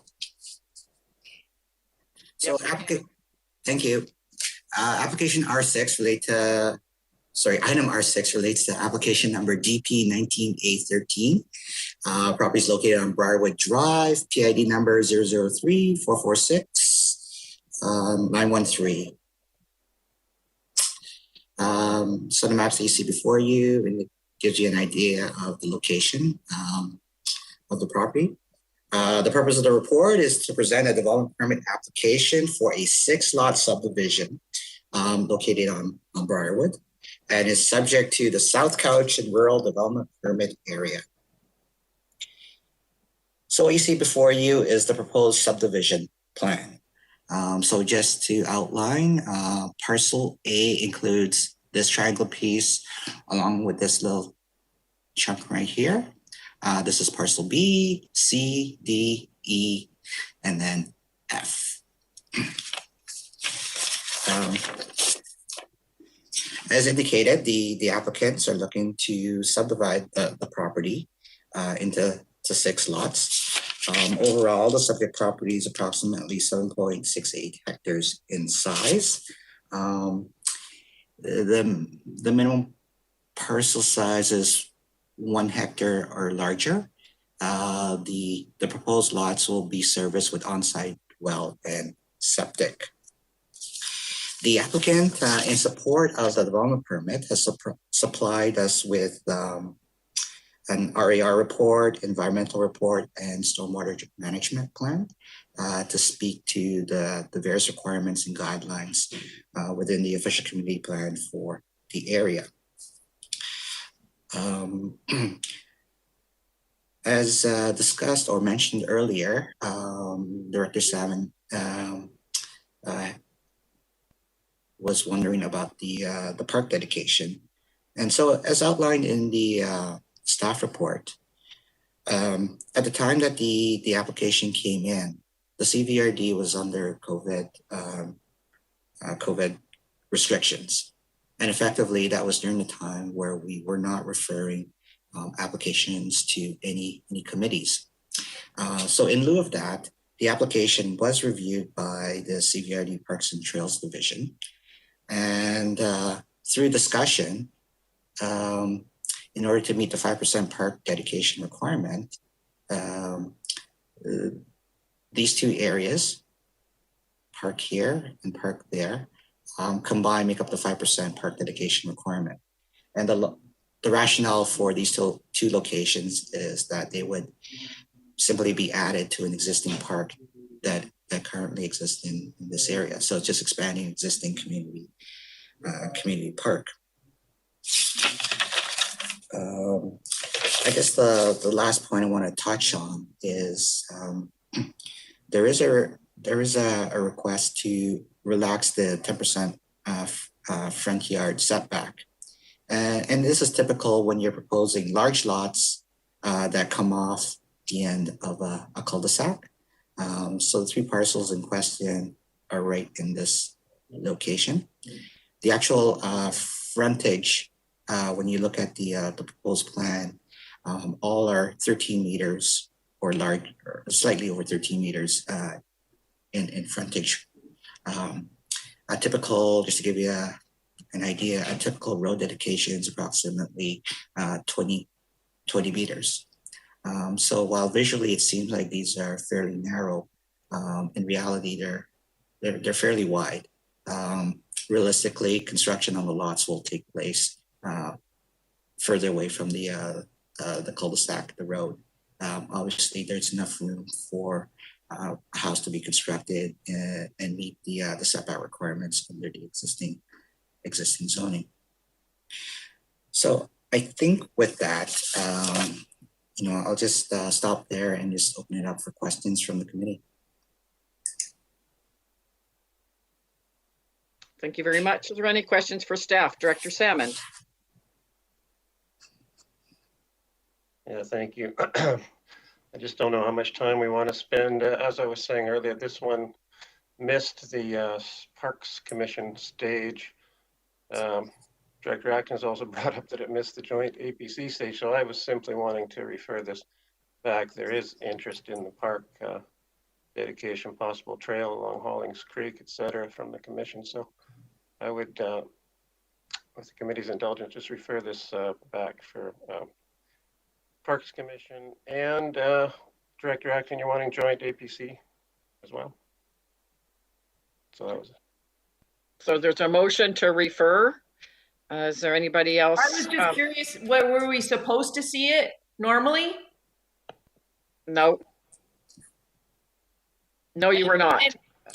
Okay, could I ask a question before we refer it back? Just sure. We also have the applicant. I'm going to ask her if she wishes to add anything, but I have Director Wilson, Nicholson, and Salmon. Go ahead, Director Wilson. Thank you, Madam Chair. We all know that COVID has affected an awful lot of stuff here. And I'm sure that in this particular case, the very fact that this particular part has been missed, it's certainly not deliberate by any means. And I'm sure that the applicants are more than willing to talk about this in the future. I would much rather see this go ahead, let them carry on, because with any developer, any delays cost money. And that's something in these present financial times we cannot afford to let them do. We're going to lose all sorts of bits and pieces. If it's possible, I mean, we can write a covenant into this which says we can enter into something else in the future. But I would much rather see this go ahead with some kind of proviso that there will be provision for this kind of thing. Who am I? Director Nicholson, and I had Director Salmon. Sorry, the sun's in my eyes. Oh, and then Director Acton. Thank you. I have two questions, I think, or a question and a comment maybe. I am unclear when you look at the site diagram, that the sites are all the purple dashed lines indicating the sites, is that correct? And if so, what is the little box that's right the beginning of the Nodas Road cul-de-sac? What is that? Which lot does it pertain to? I think perhaps it's easier if I just share my screen.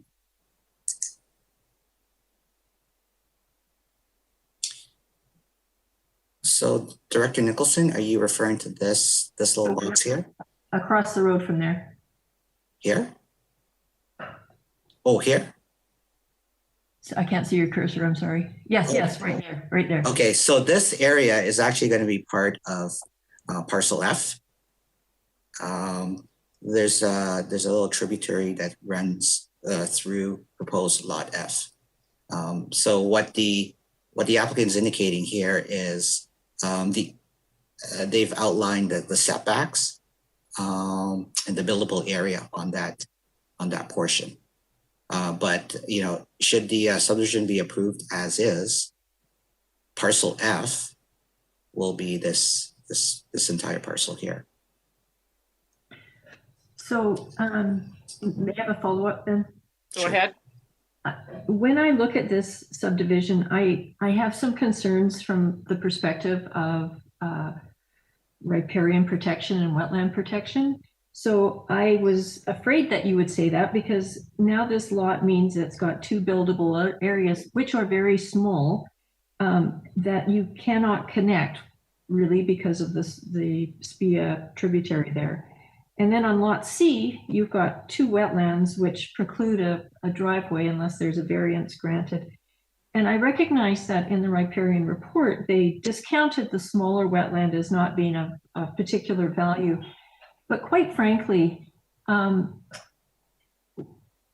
cannot support anything that will disrupt wetlands at this point. We have really made a mess of our landscape, and hydrologically, we don't understand the importance of these wetlands, not just for habitat for living creatures, but for the hydrology of the area.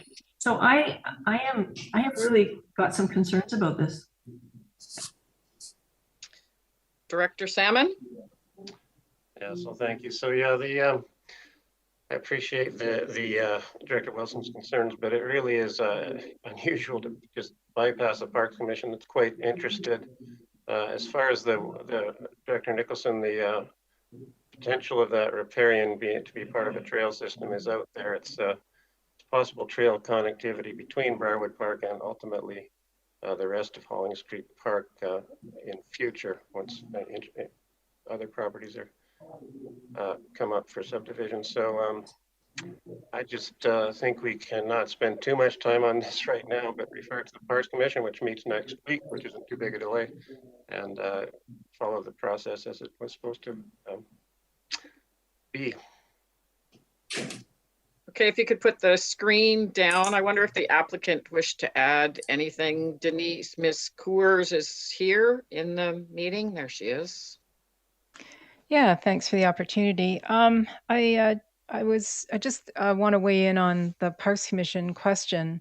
You know, in June of 2020, we did ask about this, and at the time we were told that the Parks Commissions weren't meeting. And then we did get reassurance from staff that the area that we were proposing to dedicate as park was acceptable to take that area. And we did actually at the time talk about a trail with the concern that it would be a trail that didn't have any connectivity. And then just a final comment, I did look at the meeting minutes for Parks Commissions and note that there hasn't been a meeting since late in 2019. So while I'm pleased to hear that they're meeting, this could represent some significant delays for our process if we don't have the technology in place to allow that to happen and then for the following minutes to be approved. Just one other comment I wanted to make about the size of the building envelopes that came up in a previous comment. On Lot F, the one building envelope is almost a half an acre. The other one is about a quarter of an acre. And we've been assured by the builders and all of our professionals that together, those two areas represent more than enough for us to be able to construct anything that we need to construct and be outside of the streamside protection areas. In fact, the lines that you see on the drawing, the SPIA is actually 5 meters in from the lines we drew, because we're protecting a further 5 meters beyond that in terms of the building envelopes that we've shown here. So, and as far as access goes, both those two segments of the property could be accessed from the new road separately and wouldn't require any kind of culvert or crossing of the SPIA on tributary B. Thanks for the opportunity. Thank you so much. I see that I have Director Acton and go back to Director Salmon. Yeah, I support Director Salmon's motion to refer it back. It's really important that what Parks recommended is a good idea. But Director Salmon is the pulse of his community, and he believes that the community's wishes might be a slightly different and vision for that area. I think we have to respect that. And unfortunately, there'll just be a slight delay. As you said, the Parks Commission meets next week. So anyway, I'm going to vote in favor of that. I would be completely offended if I wanted to send something to my Parks Commission and committee did not allow it. This is a pretty important decision that once it's made, there's no turning back. Director Morrison, and then back to Director Salmon. Madam Chair, quick question through to staff. Do we know the date that this or maybe the applicant would know the date that this application first came across the front counter?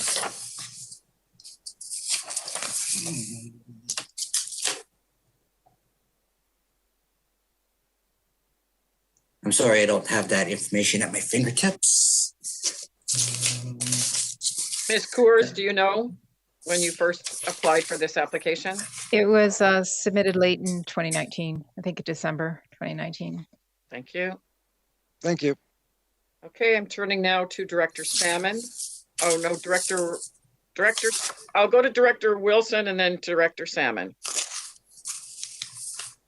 Yeah, thank you, Madam Chair. Yeah, I fully appreciate what Director Acton and Director Salmon are saying here as far as the community wishes are concerned. And I've had the same situation here where I've had community concerns and yet there's been things which didn't take that into consideration. But I am cognizant of their feelings and of their community's things here.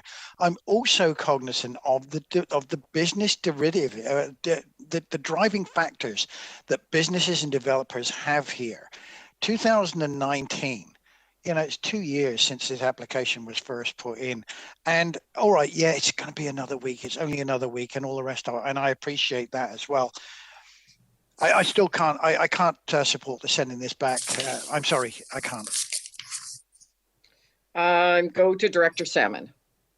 I think the meeting is next week, so I think Director Acton said it all. It should go to the Parks Commission.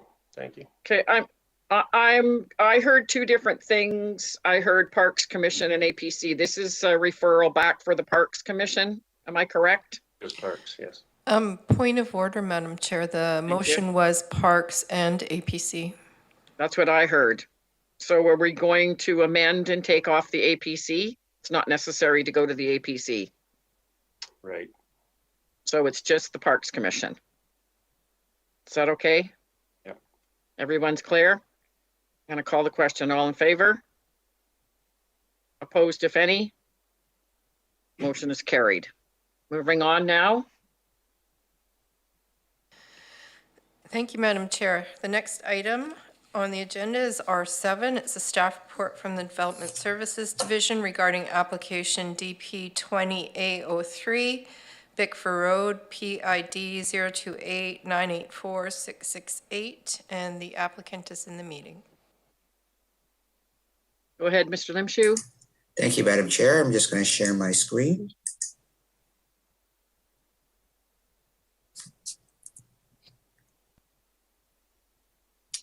Item R7 relates to application number DP 2803 Bickford Road, PID 028984668.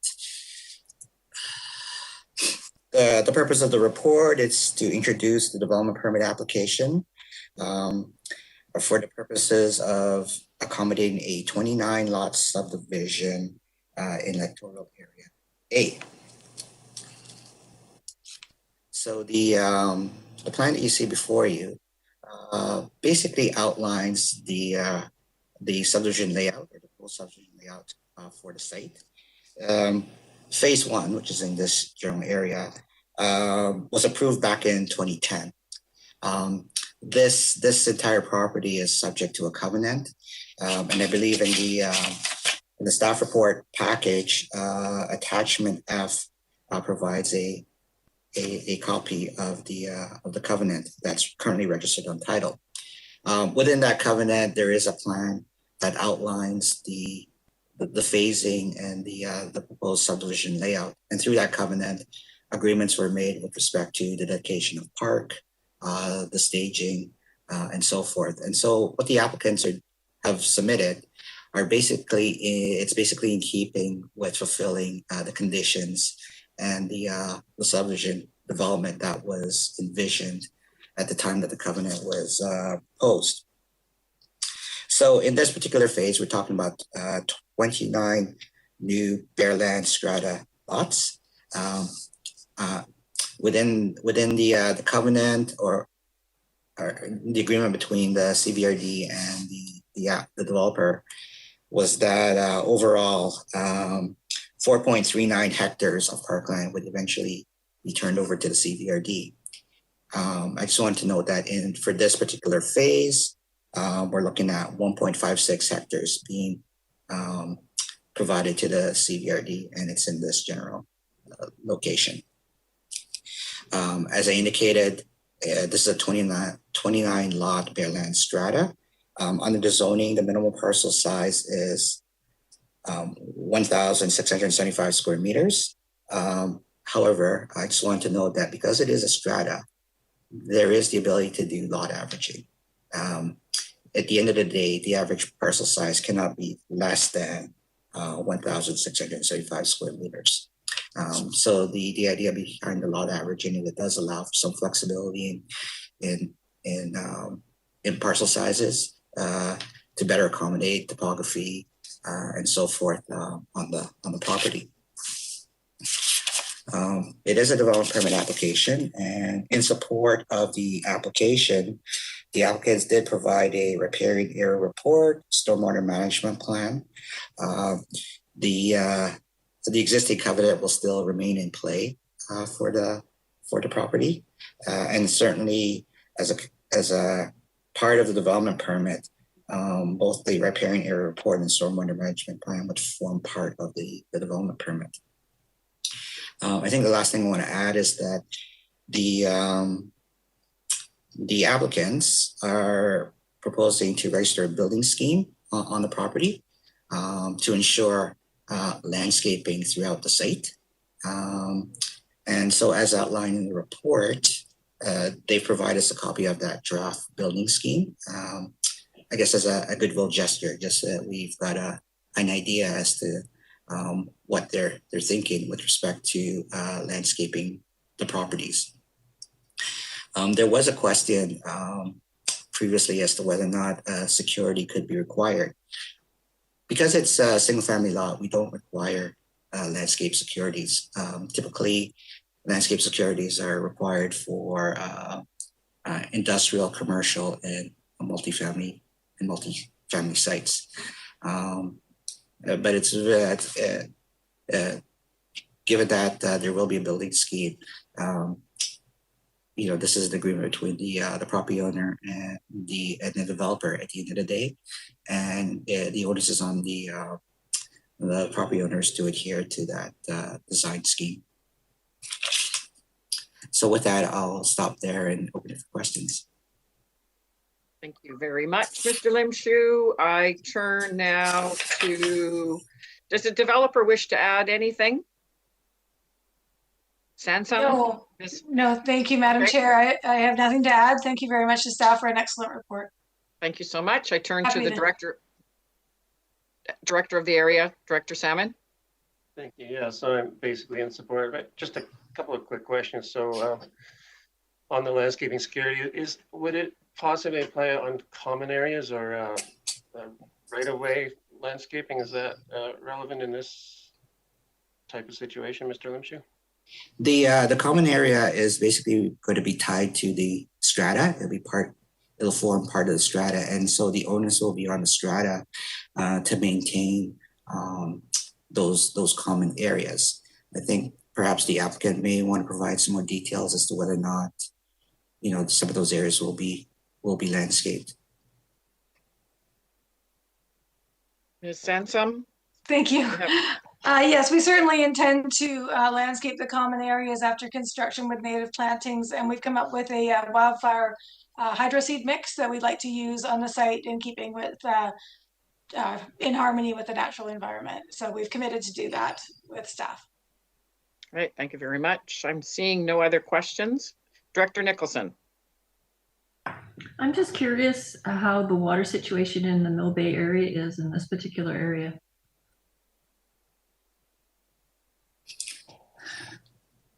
Well, I guess my general comment to it, and perhaps Mr. Dennison may want to provide some additional information, but at the time that the property was rezoned and this development was contemplated, certainly that would have been a question that would have been addressed at that time to ensure that there's adequate water for the site, as well that the proposed development could provide adequate sewage disposal as well. Mr. Dennison, do you wish to add anything? Yeah, a couple of clarifications. So the area is serviced by Mill Bay Waterworks, and Mill Bay Waterworks has a variety of wells all over the place and are, taking all kinds of actions, doing studies and whatnot to secure longer-term secure water supply for the community. And so, but that's not up to us to look after, but they are working on it. I understand also that, there's been a number of new wells that are being proposed by various developers and others in the area. So that's all being processed as well. It's not well known at this point how that's going to all play out. But currently Mill Bay Waterworks are saying that the capacity is there for this development anyway. And that's an improvement district, right? That's an improvement district. Right. Go ahead, Mr. Limshu. Sure. I just wanted to add to that as part of the subdivision approval process, the Ministry of Transportation will require a letter from the improvement district confirming that water is available to facilitate the development. In fact, that will occur prior, because the onus will be on the developer to provide water connections for each of those lots prior to the lots being registered with land titles. Director Nicholson? So what sewer, who does the sewer on this one? I think it was in the report. Go ahead, Mr. Dennison. The system is connected to our Sentinel Ridge sewer system, which we are planning to tie into our upcoming Mill Bay sewer system. So may I follow up? So I am wondering if we have updated our requirements that we have to do water recovery and purple pipes and all that kind of stuff, given that Mill Bay is one of those unknown water areas. Go ahead, Mr. Dennison. Thank you, Madam Chair.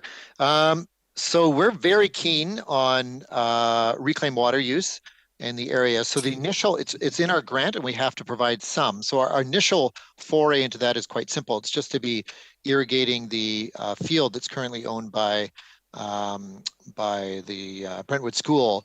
That's their upper rugby field.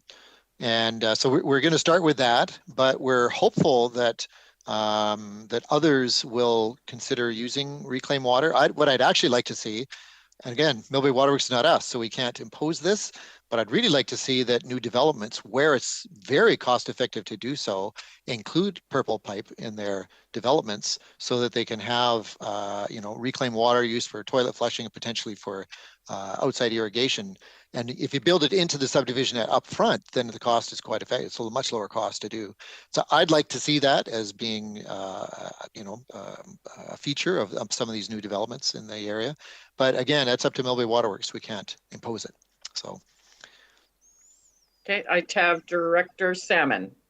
And one more question, since water is always such a big issue in Mill Bay, but just back to water. So does Flinro come into this at all, Mr. Dennison? Through you, Madam Chair, for this particular development, as far as I understand, they have their water rights already. They got that in the past from Millbay Waterworks. I don't know if they provided a well for that or not, or whether they just kind of predate that by some period of time. Millbay Waterworks were able in the past to support, with their onboard capacity, were able to support subdivisions. At a certain point, they were unable to do that. And still are unable. So significant subdivisions must come up with their own water now. They have to develop a well somewhere, get a license from Flinlord, and then before Millbay Waterworks will provide them with servicing.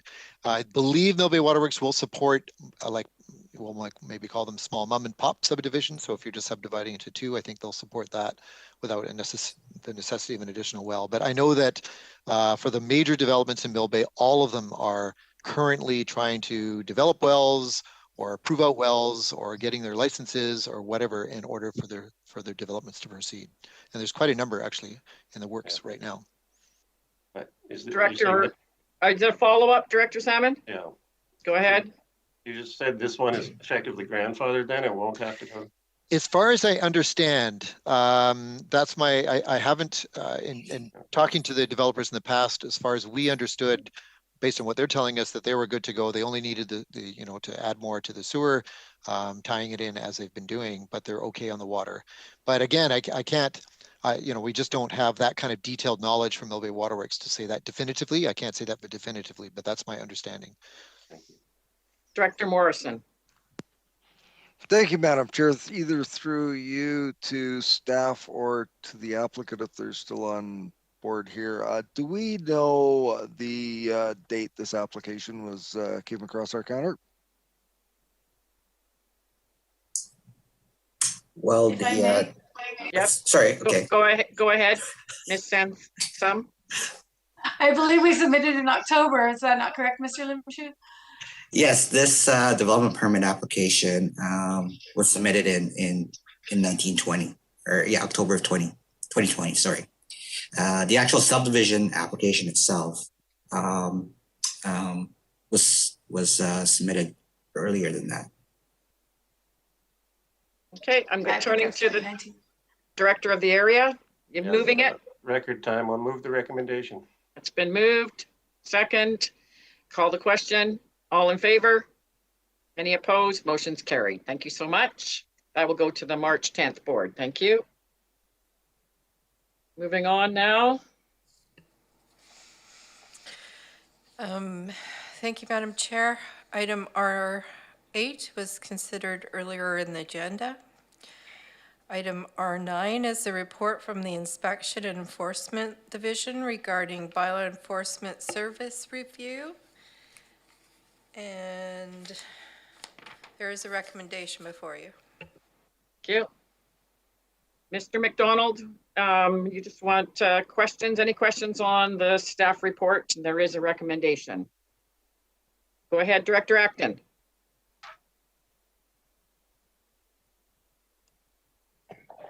Thank you, Madam Chair. I forget what the terms were used, but I liked the looking at how to inform the community of what's going on. Wasn't engagement because that wasn't possible, but just how do we communicate out what infractions or cases are open? I like that idea. I had a question on the second report, attachment A, and it was about in area, for example, area B under building. I was curious, what do these mean? So under building, it said there was only one for 2020. So what is that? What's in that category? Because that to me it certainly couldn't be like what we just saw with the deck, somebody calling building inspection and then there's no permit. What is that? Mr. McDonald. Through you, Madam Chair, I have that report and I'm just trying to, that was the report from 2 weeks ago. Just looking at it, trying to see what you're looking at. Sorry, there's a chart that shows all the bylaw calls, and then there's a section called building. So I was curious what's under that section, because we have around 240 bylaw calls a year, but only one in building. So I wasn't sure what could that certainly couldn't, in my mind, couldn't be, someone who didn't get a building permit. I see what you're looking at now. That was put together by staff. That was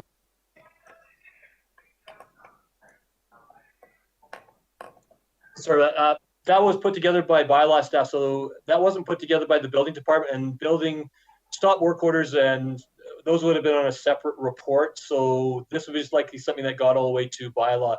I would have to check with staff to follow up on that question. Okay, and can I have another follow-up? Go ahead.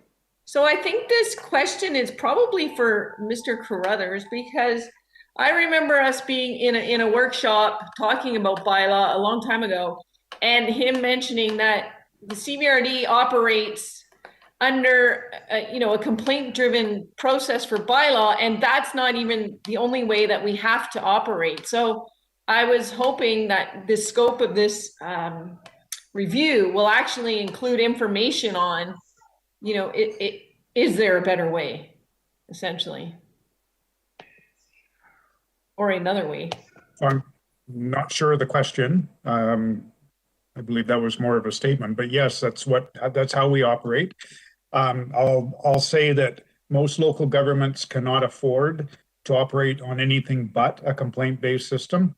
The number of bylaw officers that you would require if you were going to go out and proactively enforce, as Mr. McDonald can attest to, we have a hard time keeping up with the complaints, let alone us going out and generating investigations. So there's implications to changing the approach, and that's why most local governments do that, is that unlike the RCMP, who are mandated to enforce the criminal code, local governments can and do have a policy generally around complaint-based. But certainly everything is open for discussion when we do the review. And if there are better ways to do things, better best practices, we're certainly open to exploring those and considering them. Follow up, Director Acton? Thank you. No, I think that's fine for that. But I guess I also, in this report that's going to come forward, is it going to have some suggestions on how to deal with properties that, we know that the zoning, for example, the zoning bylaw is not being followed, but we can't seem to, have the boots on the ground to catch them not following the zoning bylaw. So will that include some kind of opportunities to address that issue? I can let Mr. McDonald respond to that. I don't know that we're going to get into that level of detail on each individual type of occurrence that we might be investigating. I think this is really around organizational capacity, how our bylaws are structured in order to allow us to be more effective in how we enforce. I don't know that we're going to get into every nuance and every, kind of challenge that we have. Those would be tackled on a one-off basis because each one of those situations is different. And the circumstances that contribute to us having difficulty enforcing some of those bylaws are always going to be there. It comes down to capacity, comes down to how many people we have and our capacity to undertake, extensive investigations, surveillance, those kinds of issues that are required. So I think in a general way, we'll probably touch on that kind of stuff because that comes down to capacity. Thank you. Director Morrison, and then Director Salmon, and then Director Nicholson. Thank you, Madam Chair, and I got a couple of points here. I guess I'll go one at a time here. Firstly, I'm looking at some information on attachment A, and it's in regards to the reported instances of various things, burning, zoning, noise, bylaw, that sort of thing.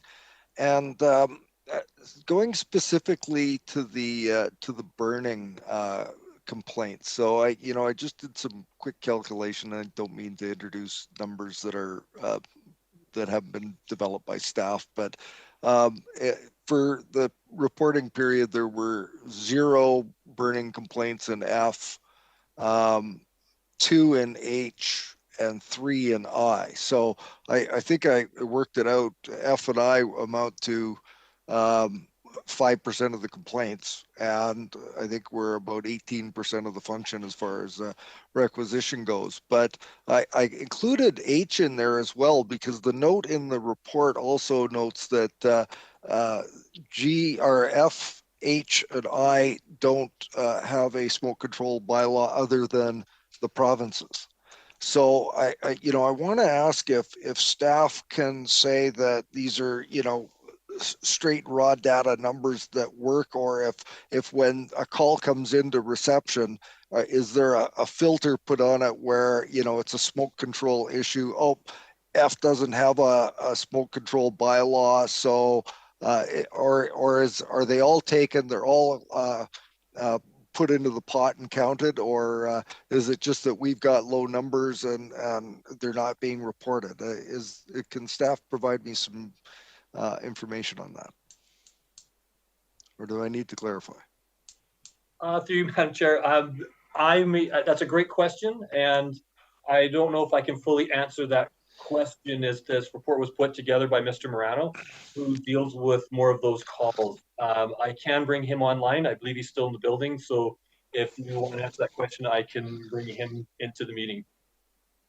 We could discuss that offline. I think it'd be important for the the committee to know those numbers, because I think it's interesting that we have such low numbers and we don't have a bylaw. So are more people reporting in other areas because they know they have a bylaw? I'm going to be suspect about that.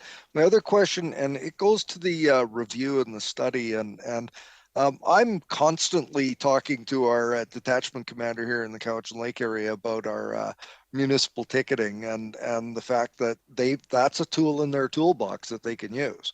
I don't know that they write an awful lot of tickets. The RCMP write a lot of tickets, but they can. Now, I know that staff are liaising with the RCMP and the various detachments fairly regularly, but is there not an opportunity to have an extra sets of eyes and ears in the communities and using RCMP more effectively when our bylaws come into play? Like I know that the detachments all have our MTI books. Our staff do contact RCMP, but they have their own things they work on, and we have our own. So generally, these kind of files, although they may have some interaction, they don't have a lot of interaction. And again, with us as well, having the MTIs, we know they're aware that they have the books, but we're not aware that they write very many tickets on behalf of us. I'm aware of a few situations where there was noise infractions, and because we don't have after hours officers, we do rely on the RCMP to help us in those instances. But I don't even know that they wrote any last year. I'm not sure. And, Madam Chair, I can add a provincial perspective to that. In all of my local governments that I've worked in across the province, that issue has come up, and there's always been a reluctance. And I don't say that to, excuse me, discredit the RCMP. As Ian says, they're very busy and they have a lot of their own files. Very, very challenging to get the RCMP motivated to be going out and enforcing municipal bylaws, unless it has a benefit to them in terms of an associated investigation or something like that. But the eyes and ears are great. I think it's really about fostering relationships with them and having that dialogue and interaction so that they know who to call when they see something strange in our enforcement. But yeah, it's consistent that they tend to shy away from getting involved in municipal infractions. Thank you. Thank you. I have a bit of a speakers list again. I have Director Salmon, Nicholson, and Wilson. Go ahead, Director Salmon. Yeah, thank you. So I assume, is this the soil bylaw review? It's all rolled into this general bylaw review? The soil bylaw review is included in this, but the soil bylaw review, this required approval from the board for funding. The soil bylaw review was already undertaken and is currently going on right now as we speak. Okay. Is there a public meeting? Can there be included as part of this process? Is that in the works? Through you, Madam Chair, there currently is not a public engagement in this. I believe that Mr. Carruthers will be bringing something forward to the next board, but I will leave that him to comment on. Mr. Carruthers? Maybe I could get some clarity on the director's reference to a public process. Director Salmon? With all the interest in, I'm thinking particularly the soil bylaw, but they've made numerous requests to be involved in the review. So I don't know if public meeting would be the best way to do that, or some other way. I would think a public meeting might be one way to feel heard, have their questions answered, and feel involved. Yeah, I believe that would be certainly something up to the committee if they wanted to have some engagement with the public. I think we would be wanting to start with some legalities. I think the committee really needs to understand what the legal limitations are in terms of some of the things that you want to change. But yeah, certainly up to the committee if they want to hear from the community. I think we're pretty clear on what the issues are. There's been a high level of interest. I don't imagine there's probably a lot out there that we're not aware of already that people are interested in, and the various aspects of the bylaw. I think some real benefits going out to the community will be to explain what our limitations are. I see that often where the biggest disconnect is the expectations of the public not being able to be met by the limitations of our bylaw. And I think once we're able to fine tune the bylaw, then we'll be able to go out and have the public understand what we can and equally important, what we can't do with our bylaw, and potentially involve the Ministry of Environment in that conversation as well, because we have cross-jurisdictional issues with MOE and contaminated sites regulations and that kind of thing. And it would be nice to package that all together so the public understand the complete lay of the land. Follow up. Go ahead, Director Salmon. Yeah, I agree totally. It's just, I think if we have them involved before we've quite set the, have that thing you said about explaining what the limitations are before we've got it all tied up in a package to explain. So if they just feel they had some input at that stage, I think would be helpful. Okay. Director Nicholson? A follow up, Director Salmon, are you finished? Do we need to specifically say that, or do you need direction, or will you? No, I think, when staff come forward with some information, prior to the bylaw being amended, this is just going to be a staff report, telling the committee what's possible. But I think from that point, between the time that you receive that and that you adopt any amendments to the bylaw, there is an opportunity there for public engagement. And so I think you're best to receive the information first and then decide from there how you want to proceed in terms of community consultation. Okay, Director Nicholson, then Director Wilson. And we do have a recommended resolution. Thank you. I think we're here to provide comments on the terms of reference for the review of an enforcement program. And I think we've heard here already that we've got an enforcement program that is largely reactive. We respond to complaints. And I think it is very important, as Director Acton brought up, that we expand this review to understand the benefits of transitioning to a more proactive program, one that invests in encouraging compliance so that there's, we prevent the infractions in the first place. So you can do that through things like education campaigns, through deterrence, visibility of officers and all that kind of thing. And I think it's also important that we think about the program in terms of the risks, so that we do, we prioritize what we spend our resources on in terms of public health and safety and environmental health. So those are prioritized. And I don't think we do that currently.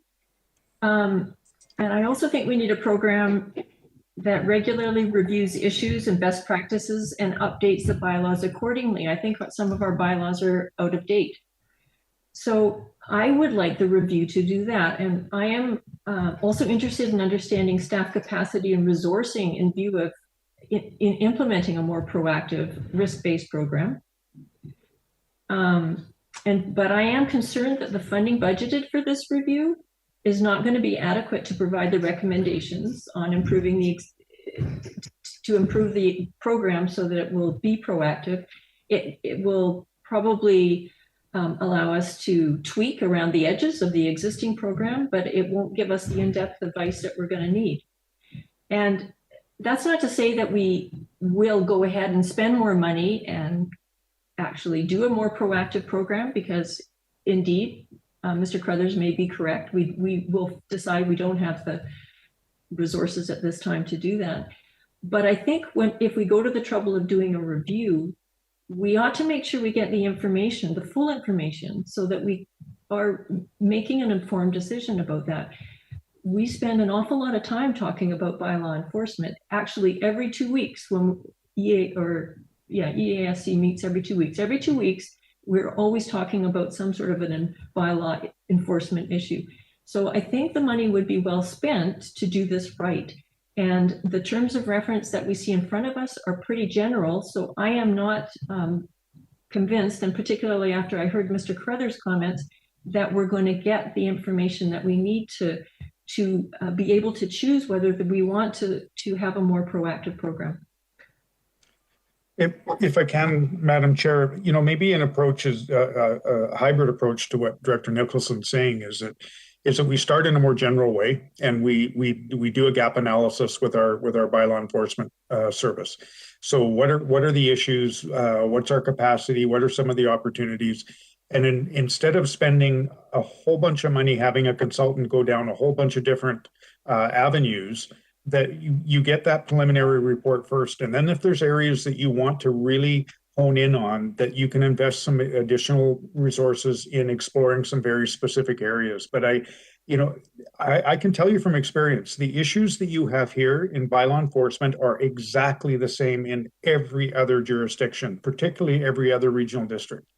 And we're limited by legislation, we're limited by budget, so I think it would be efficient for you to, and I've taken note, the first bullet is that we review enforcement policies, procedures, and systems. All of that can be included in what Director Nicholson was talking about. I think we have a pretty good flavor of what the directors are wanting to achieve, and we'll make sure that we touch on all of those points. But I would be reluctant to have a very, very extensive terms of reference and have a consultant going down a whole bunch of different roads when they may not be what you want to go after. So I think if we do a more general, allow you to understand where some of the opportunities might be, and then target some additional work on exploring those opportunities.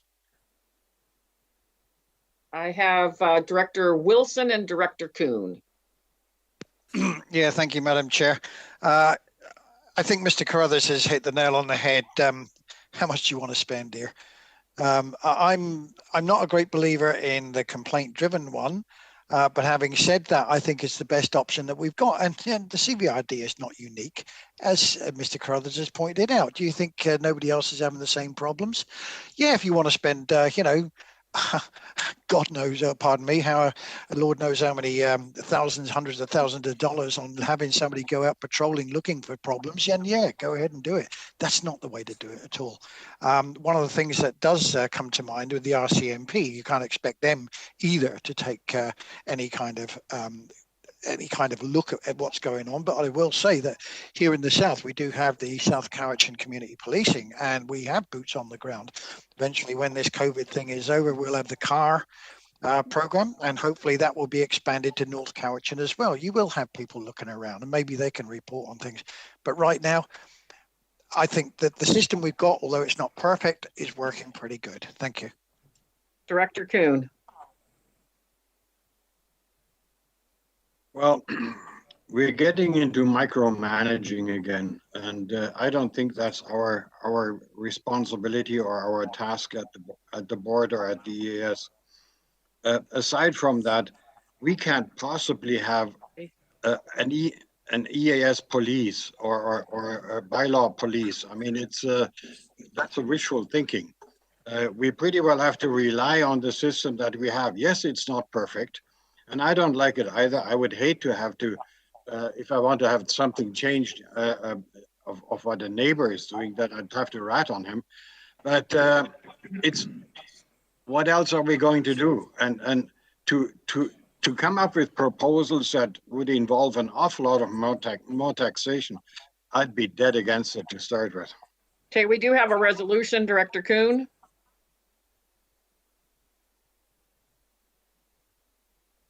So is there, okay, it's moved, it's been moved. Is there a seconder? Been moved and seconded. Could you read the resolution, please, Ms. Harrison? Thank you, Madam Chair. The recommendation reads that it be recommended to the board that a review of the CVRD bylaw enforcement service be undertaken by a qualified consultant as per the terms of reference noted in the staff report presented to the Electoral Area Services Committee of March 3rd, 2021. Thank you so much. That's been moved and seconded. Director Morrison?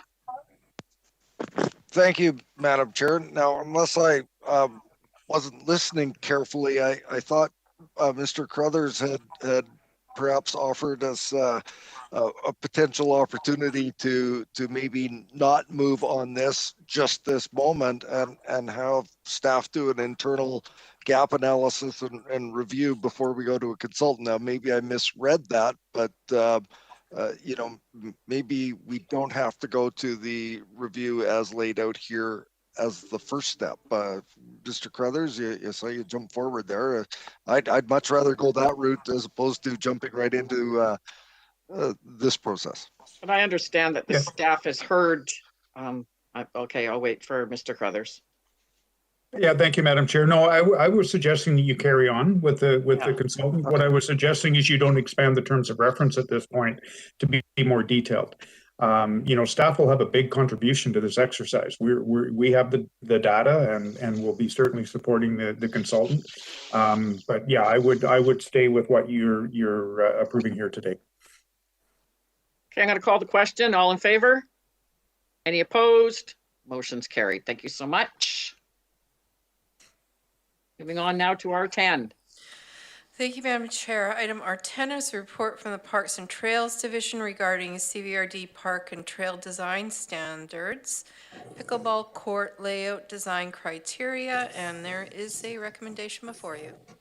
Thank you. We have Mr. Farquhar. Good afternoon, Madam Chair and Committee. Good afternoon. So pickleball, good old pickleball. It seems to be more and more in the forefront in our community. So it's great to be here before the committee to bring forward an approach to deal with the increasing varying interests that we're receiving across the region for opportunities to accommodate pickleball across our network of community parks. And very excited of the recent announcement of grant funding towards the pickleball sixplex down there at Kerry Park Recreation Center. So I'm very hopeful that our pickleballers in the South Cowichan are as excited as we are in parks and with recreational what's happening there. So what's before you is twofold. One is it's an approach in dealing with these various requests we're getting in terms of how we may be able to accommodate pickleball in our network of parks, but also applying the established court specifications developed and in place by the International Federation of Pickleball, which Pickleball Canada and Pickleball British Columbia are part and parcel with. So these are really the industry standards for pickleball that would be applicable to putting in pickleball courts in our parks. What's very interesting is recently came across after the staff report was drafted, a report by Tennis British Columbia that came out just in February, just last month, in regards to recommendation for construction of pickleball courts or public pickleball courts in British Columbia communities. What's very interesting is they've overlaid a similar approach in respect of looking at first and foremost advocating for construction of new pickleball courts. Because certainly they're identifying that where there's interest to have pickleball overlaid on top of tennis courts. From their perspective, both pickleball is growing in leaps and bounds in terms of interest and play, but also tennis in British Columbia. And they certainly note that in providing for pickleball and tennis courts, it's offsetting the opportunities for tennis. So then you're back to a situation of, okay, now you got to build new tennis courts to accommodate the offset of the tennis players from the tennis courts from pickleballers. So the overall approach looks that we put into the design standards is very similar, which is looking at, first and foremost, is there an opportunity and support to establish standalone pickleball courts, similar to what we're looking at Carey Park. Secondly, looking at opportunities where there is existing paved court spaces that might not be having a level of play in terms of different activities that could be a full court conversion over to pickleball. The third, and similar to Tennis British Columbia, kind of less preferable, is doing an overlay, aka bringing in pickleball to a court space that already has other activities, be it tennis or other sport court activities, as another level of play. And I think the recognition with that one is really, if at the end of the day there's that much demand for pickleball, what about opportunities to create pickleball for as a standalone versus overlays? A great little advocacy organization out of the States called Pickleball Rocks has noted a couple of things that I think are very relevant to where we're at today. One of the first things they've noted is think seriously about the number of courts you'll need. Are you building courts to simply accommodate the number of players who currently play in your area? They say that's the most common mistake in communities. Keep in mind that without question, pickleball is continuing to grow.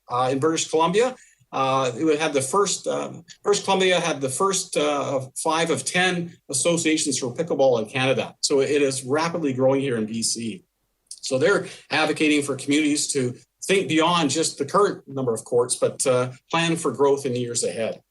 The second thing that they note is plan adequate space for your courts. They note that this is the second biggest mistake made by pickleball court planners. Everyone, of course, wants to squeeze in as many courts as possible in available space. But they know if you squeeze too much and leave too little room between your courts or beyond the baselines, you will create permanent problems, including creating injuries from running into fences or even a player from an adjacent court. So they're really noting as well, look to the standards, look to the specifications, plan and lay out your space accordingly. So the intention with the criteria before you for CVRD in taking on outdoor pickleball court spaces is twofold.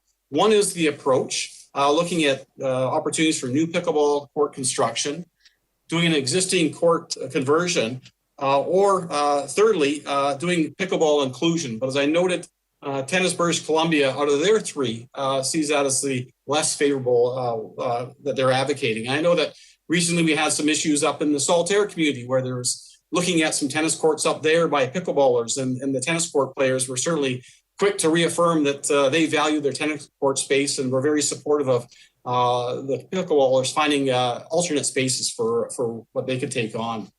So in addition to that, the overlay is looking at the specifications, as I noted, by the governing bodies for the size and layout of pickleball court spaces, not just including the lines, but also the play area beyond. And the minimum standards they have is 30 foot in width and 60 foot in length for that minimum standard. So for your recreational play, for your basic play. They certainly advocate as well that if there's a new court going in and you can build it a bit larger up to that 34 by 64 foot space, that will add a bit more value in terms of the play space and the level of play. Certainly if you want to look at tournaments and like taking place on those courts as well. And they've also got a specification for wheelchair play. More and more, there's opportunities, I think, to bring more inclusivity in terms of these spaces we're providing in our parks. So at the end of the day, it's really about looking at a number of factors, inclusive use, understanding that when we build courts, whether it's tennis courts, baseball fields, pickleball courts, that we're building to a standard that's out there, that's part of what the industry has put in place. And because at the end of the day, it's providing for that play space for all to come and use. The other elements are that it's safe. We're building safe, usable places that people can come and enjoy and use. And we're also addressing our liability and risk management in terms of what we're providing. So, Madam Chair, before you is the design standards that we're bringing forward, both in terms of the approach for looking at great spaces for pickleballers across our network of parks, but also applying the industry standards in place right now in terms of the court specifications for either building new or finding opportunities where we can safely accommodate pickleball within existing court spaces. So I'm happy to answer any questions that the community may have. Thank you. Thank you so much. We have Director Smith. Thank you. As everybody knows, we're all moving towards pickleball and looking for how we can accommodate it within our electoral areas.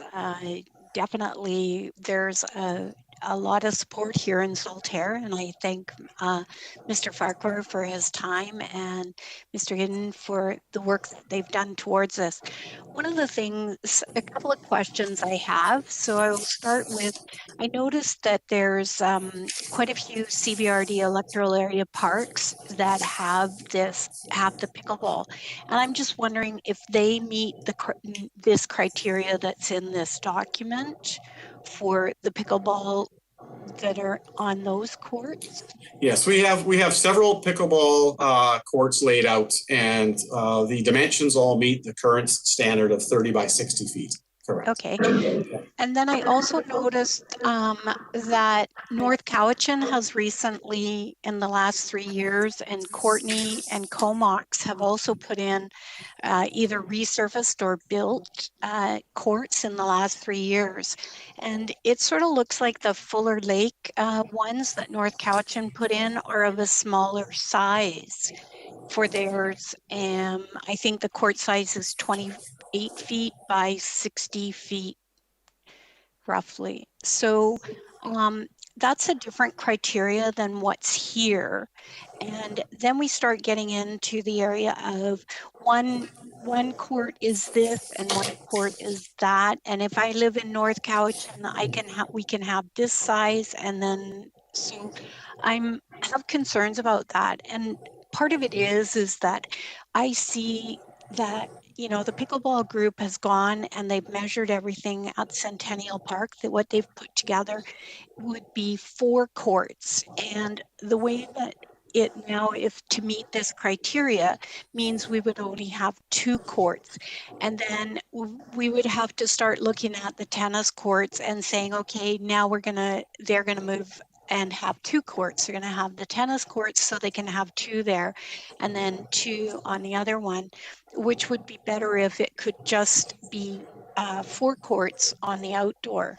They're missing not a lot of space. And as Mr. Williams pointed out in his letter about the reach and the ball doesn't bounce, it's not like a tennis ball. And so, you know, I'd like to really see if there's a difference between recreational pickleball and competitive pickleball.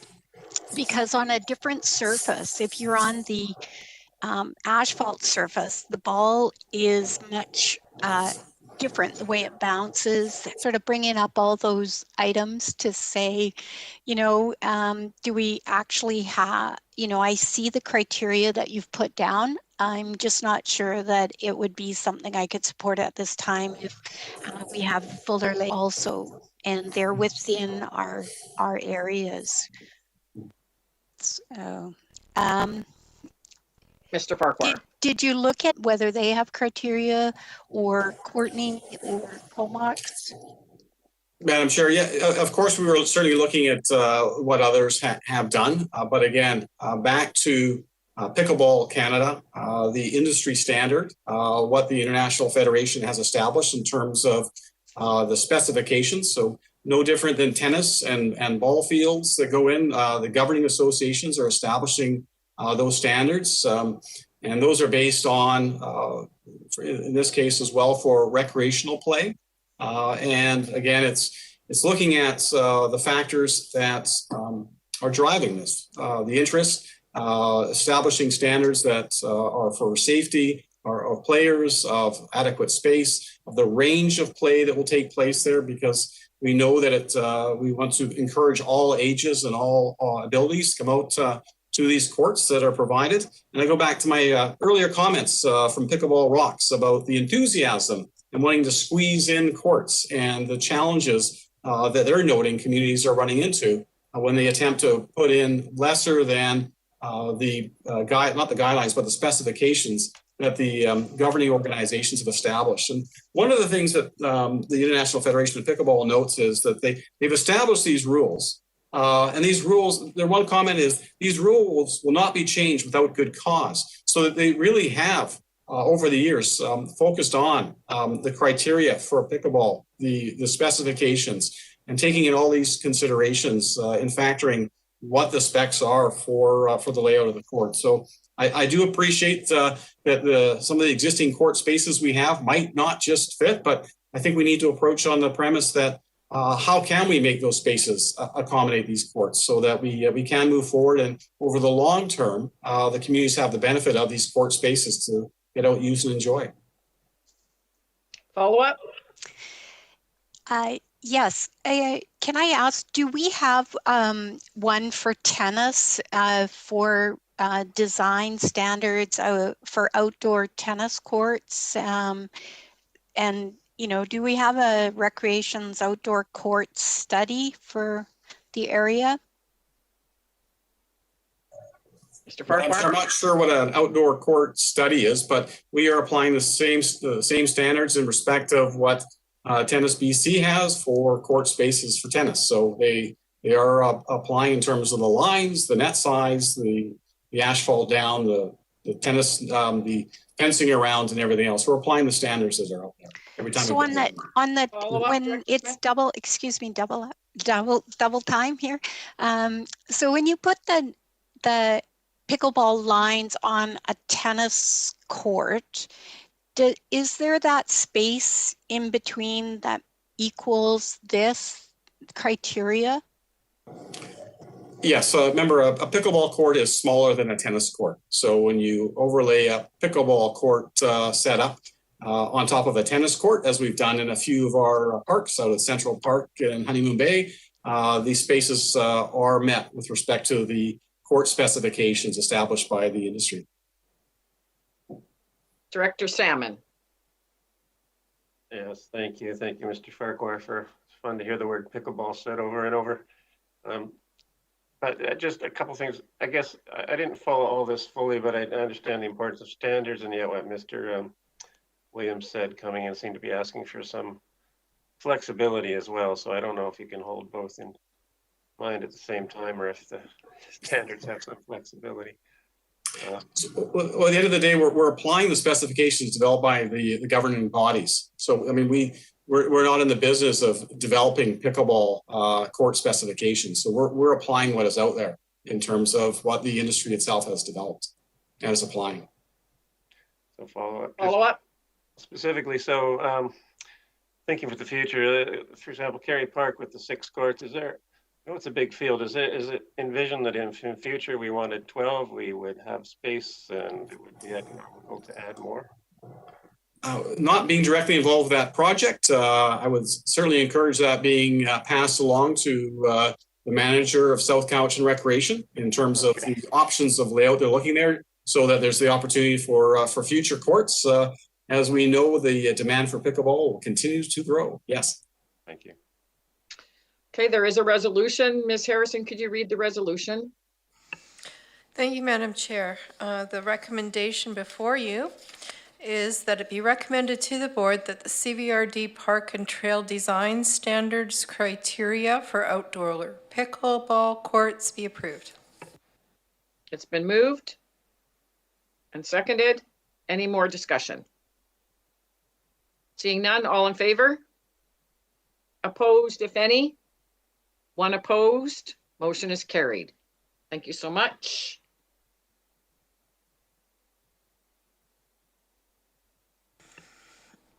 R11, I'm just wondering, is everyone okay? Do we need to have a break? Is everyone okay? Okay, we'll move ahead to R11 and then go ahead. Thank you, Madam Chair. Item R11 is a report from the Water Management Division regarding the sewer system management bylaw, sewer bylaw amalgamation, and there is a recommendation before you. Thank you so much. Is there any questions for Mr. Dennison? Seeing none, could you read the recommendation, please? Thank you, Madam Chair. The recommendation before you is that it be recommended to the board that bylaw number 4232, Sewer Systems Regulatory and Management Bylaw 2021, be forwarded to the board for consideration of 3 readings and adoption. Thank you so much. Director Morrison, did you move that? No, I have a question, Mr. I Dennison. had Director Wilson, you're moving it? I saw Director, and it was seconded by Director Salmon. Go ahead, Director Morrison.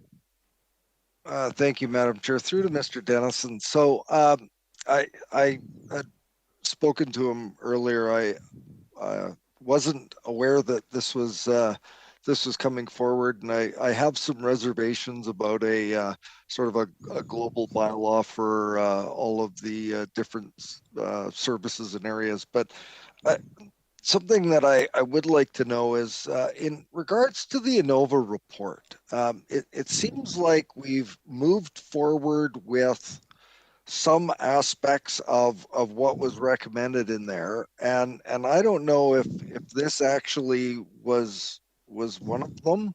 And you know, I understand that there's some benefits from a staff perspective, and I'm still not convinced yet. So perhaps you know, I gave you a little bit of forewarning on this one. Could you give me the Coles Notes version of why you think that we actually do need this, and if there are any downsides, what those might be? Mr. Dennison. Thank you, Madam Chair. So the intent, you know, with this reorganization of our management bylaws is to make our work a lot easier. That's really the bottom line. And also for, you know, that also works for the community as well. So there's better consistency in the rules from area, you know, service area to service area. We have 16 existing service areas with 16 existing management bylaws. And so issues come up, and then, you know, there can be things like whatever, you know, some issue maybe with source control or whatever. Some of our bylaws are very old. Satchie Lake Sewer dates back to the 60s, I think. And others are new, and they've just been brought in with a new subdivision or something like that, or a recent takeover. Some we've inherited from improvement districts, because when we take over an improvement district, their existing bylaws get transferred over lock, stock, and barrel as they are. So it can be, you know, as time goes on and we make changes and different things come up in different service areas, bylaws get amended, or they have their roots from all sorts of different locations or different situations. And so we end up with bylaws that are very inconsistent one to the other. And it's very challenging when we're making an amendment to amend all of them wholesale, because they're not written the same at all. And so, you know, it starts to be, and you know, for our poor colleagues in legislative services, you know, when a change comes along and we say, well, actually, we'd like to change all 16, but they're not the same. So we have to change this one that way, and that one this way, and this one that way. It starts to be very onerous to try and manage that. And so we end up with very different rules in the different service areas. For the customers, we, you know, often staff may not be aware or whatnot that a rule's the same in most of them, but different in a few of them. And so misinformation goes out, or it's confusing for people dealing with us and trying to find out what the rules are for the service. So the initiative was on a staff level. We wanted to bring this forward to make our lives a little bit easier. It was inspired by the ANOVA report, but to answer that question, it's not directly in the report itself. It's not one of its standalone recommendations, but it's certainly in the spirit of the ANOVA report. We'll put it that way. Thank you. Okay, I'm going to call the question. All in favor? Opposed, if any? Motion is carried. Thank you very much, Mr. Dennison. R12. Oh, you're back on. Thank you, Madam Chair. Item R12 is a report from the Water Management Division regarding first stage review of the Culverton Road water and sewer systems. And there is a 12-point recommendation before you. Okay, so everyone has seen this, and is there any questions for Mr. Dennison? Director Smith, go ahead, please. So I remember in the past, there was a moratorium on the CVRD having more sewers and waters under the engineering department. Are we still on a moratorium, or was that lifted at some point? Mr. Dennison. Through you, Madam Chair, the moratorium refers only to takeover of existing systems, existing standalone systems. It doesn't refer to takeover of systems generated by development. The reason for that is one of our big problems when taking over an existing system is that usually they have quite an array of deficiencies and liabilities that need to be addressed, and they're very often quite small, and so that is taking on a lot of challenges and often takes an enormous amount of staff time to try and deal with those, or resources like community work funds and that kind of thing. So the moratorium was brought in to sort of catch up, allow staff to catch up on our backlog of issues. We still have a number of issues to work our way through, but we've made a fair bit of progress. But that was the incentive there. For the existing systems, when we take them over, we don't want to be in a position of saying there cannot be any more development in the whole region because we're not going to take over the resulting sewer and water utilities. We also don't want to be in a position of saying, okay, well, go private then, build them yourselves and leave it with a strata or with the original owner, because that's the reason we have all these terrible systems that we've had to take over. So we don't want to go back to that again and then end up with it 10 years down the road in much worse shape than it otherwise would be. So with a new system, at least we get in there in the front end. We have ability to control the situation, to insist on our standards being met, on a number of issues being brought to the standards that we require, instead of seeing these things end up being created in the private hands. So that's the difference between the existing moratorium and not. Okay, and could you read the 12 recommendations, Ms. Harrison? Thank you, Madam Chair.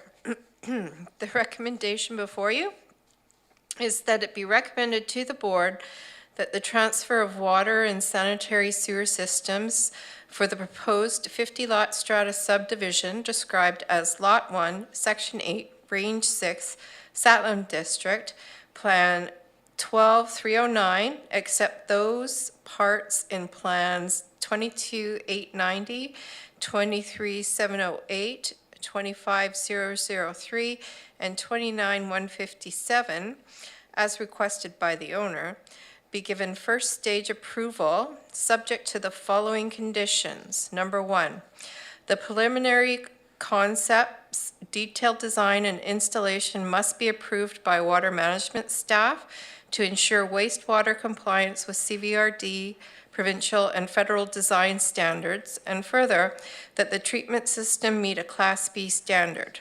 Number 2, the developer must have a qualified professional prepare and submit the registration of discharge form, operation plan and environmental impact study, and all other necessary documentation to the Ministry of Environment for the registration of a sewage treatment and disposal system. Number 3, the water source, treatment, reservoir, and distribution works must have adequate capacity and fire flow and meet CVRD, provincial, and federal standards and receive approval from Island Health. Number 4, the water source well must be licensed by the Provincial Ministry of Forests, Lands, and Natural Resource Operations. Number 5, the developer must provide all water and sewer servicing infrastructure for the proposed development. Number 6, the developer must provide a 2-year warranty on the completed works backed by an irrevocable letter of credit for 10% of the assets. Number 7, all lands on which infrastructure works are located are transferred to the CVRD except where not practical, in which case will be placed within registered statutory rights-of-way using the CVRD standard charge terms. Number 8, the developer is required to provide a reserve fund contribution of $10,000 for each of the water and sewer functions.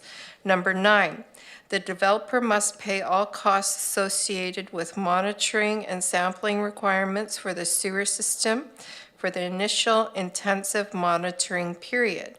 Number 10, execution of a utility transfer agreement between the CVRD and the owner-developer. Number 11, completion of a successful petition process to establish service areas for the water and sewer systems. And number 12, adoption of the necessary bylaws to create water and sewer service areas for these systems. Thank you so much. That was a long one. It's been moved. Is that a second, Director Nicholson? You second it? Okay, I'm going to call the question. All in favor? Oh, sorry. I asked you just a second. Director Nicholson, you want to speak to it? Yes, I would like to speak to it. Go ahead. So I want to make sure that everyone understands. I spoke to Mr. Dennison this morning. This is so that the staff can begin work on this subject, but the application itself has not been approved yet. So I wouldn't want the community to think that because we're working on it, it's a done deal. I think there are water issues in the area that need to be, that we need more information about. So I think that this is a good thing to get started on it. Thank you. I'm going to call the question. All in favor? Opposed, if any? Motion is carried. Thank you so much. And we move now to R13. And R13, go ahead, Ms. Harrison. Thank you, Madam Chair.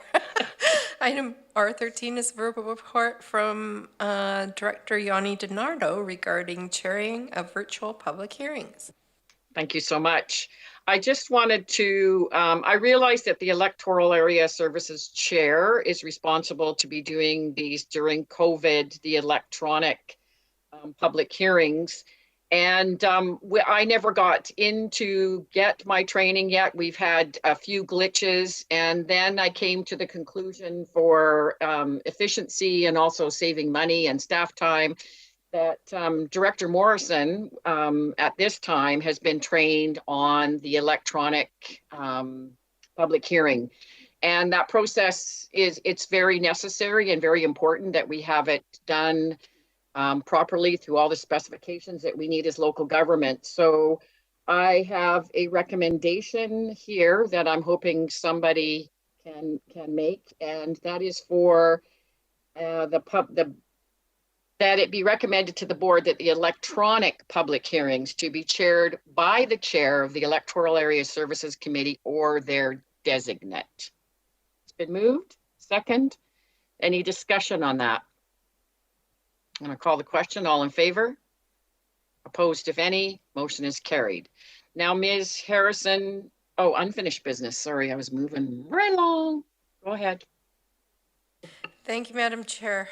We have one item of unfinished business, and this item was referred from the February 24th, 2021 board meeting. And it was a report from the General Manager, Land Use Services Department regarding the Coxsila Elementary School disposition.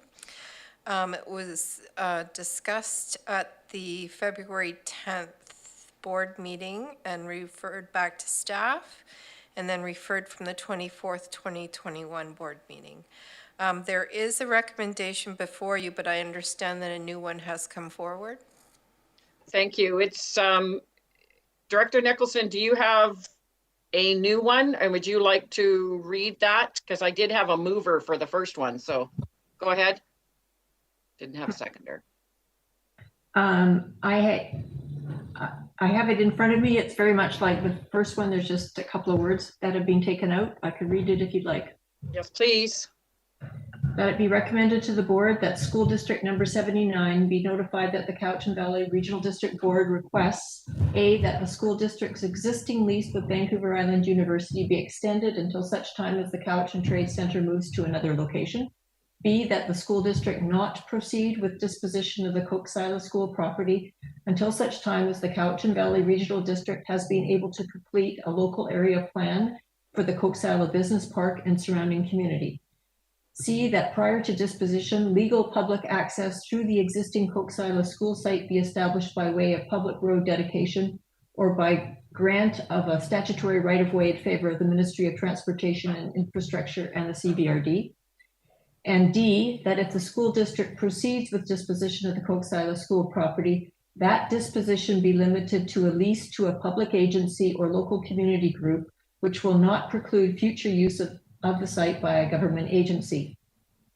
And 2, that the school district number 79 be advised that the region is experiencing rapid growth in the Cook Isla School property's location and level of servicing makes it an extremely valuable public asset and active transportation link. B, the site contributes significant green space to a recognized and sensitive floodplain environment for fish habitat, aquifer protection, and flood mitigation. And C, that the current use of the Cook Isla School property as a trade school has been a significant social and economic benefit to the surrounding mixed-use neighborhood. So you moved that, Director Morrison, are you still seconding? It's been moved and, okay, it's been moved and seconded. Gonna call the question, all in favor? Opposed, if any? Motion's carried. Thank you so much. There is no new business. We move on now to take a 10-minute break for question period. So back at 5:27. Oh, Mr. McDonald. Thank you, Madam Chair. I wonder if I could take the opportunity to clarify a question that was asked by Director Morrison and he wanted for the public. It was around infractions of burning. Yes. Just a clarification of what it was said. There was, in the report, it says burning, but my understanding that that also includes land clearing. So it's a combination of burning and land clearing. Thank you so much for that clarification. So microphones and video off, 10 minutes, and we'll see you then.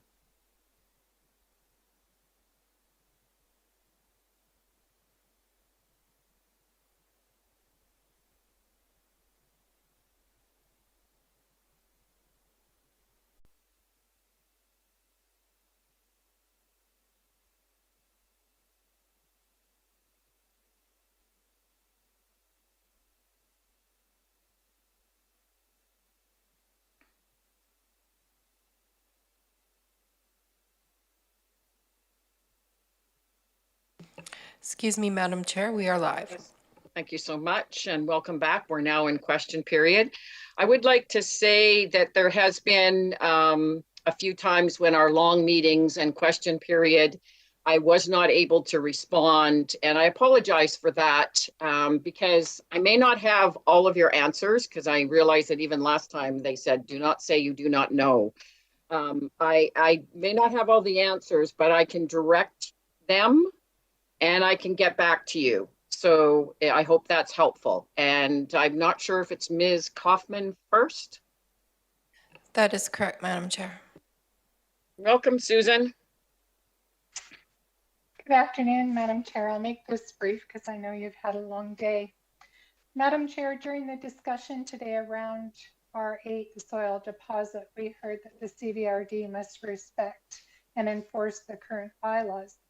Yet during the discussion on R2 accessory building size, current bylaw in Area E, this was not the case, and it was even mocked as being the only one in the CVRD. Does that make it any less legal? Is there room for compromise? Absolutely, yes, but what is too big? Agreed that it is better to have than to have a bunch of smaller buildings, but who is to say lot coverage of 20 or 30% is preferable? That is a question for modernization. And I will have a follow-up question after that, please. What was your question exactly? If you're going to have smaller buildings or one large building? No, well, that too. But what I asked is the current bylaw restricting accessory buildings to 100 square meters any less legal than any other bylaw? And I compared it to the soil deposit bylaw today. I'll have to get back to you on that one. Okay, thank you. And a follow-up to that, should the CVRD disregard a legally registered on-title building scheme? I would hope not. Now I'll await your answer. Repeat it again. Should the CVRD disregard a legally registered on-title building scheme. I'll have to get back to you on that one too. Thank you. I appreciate that. Thank you.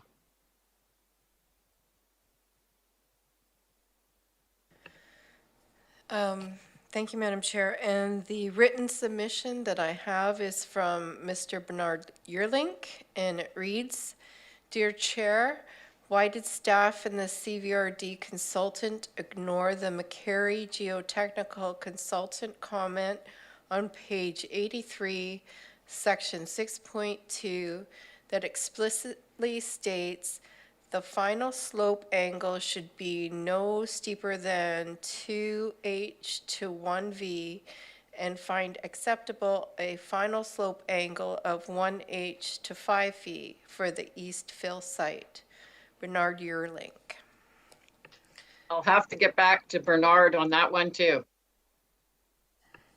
And that is the end of the submissions. Thank you so much. And what is next, Ms. Harrison? Next is a motion to go into closed session. And what are we going into closed for? Thank you, Madam Chair. We're going into closed for a land disposition. So under Community Charter, Part 4, Division 3, Section 90, subsection 1E. Okay, thank you so much. And do we go directly, we go out of this and we have another one already ready for us to go into? That is correct, Madam Chair. Thank you. Oh, I forgot to actually, someone needs to make the motion and move it. And all in favor? Any opposed? Motion's carried. My apologies. See you in a bit.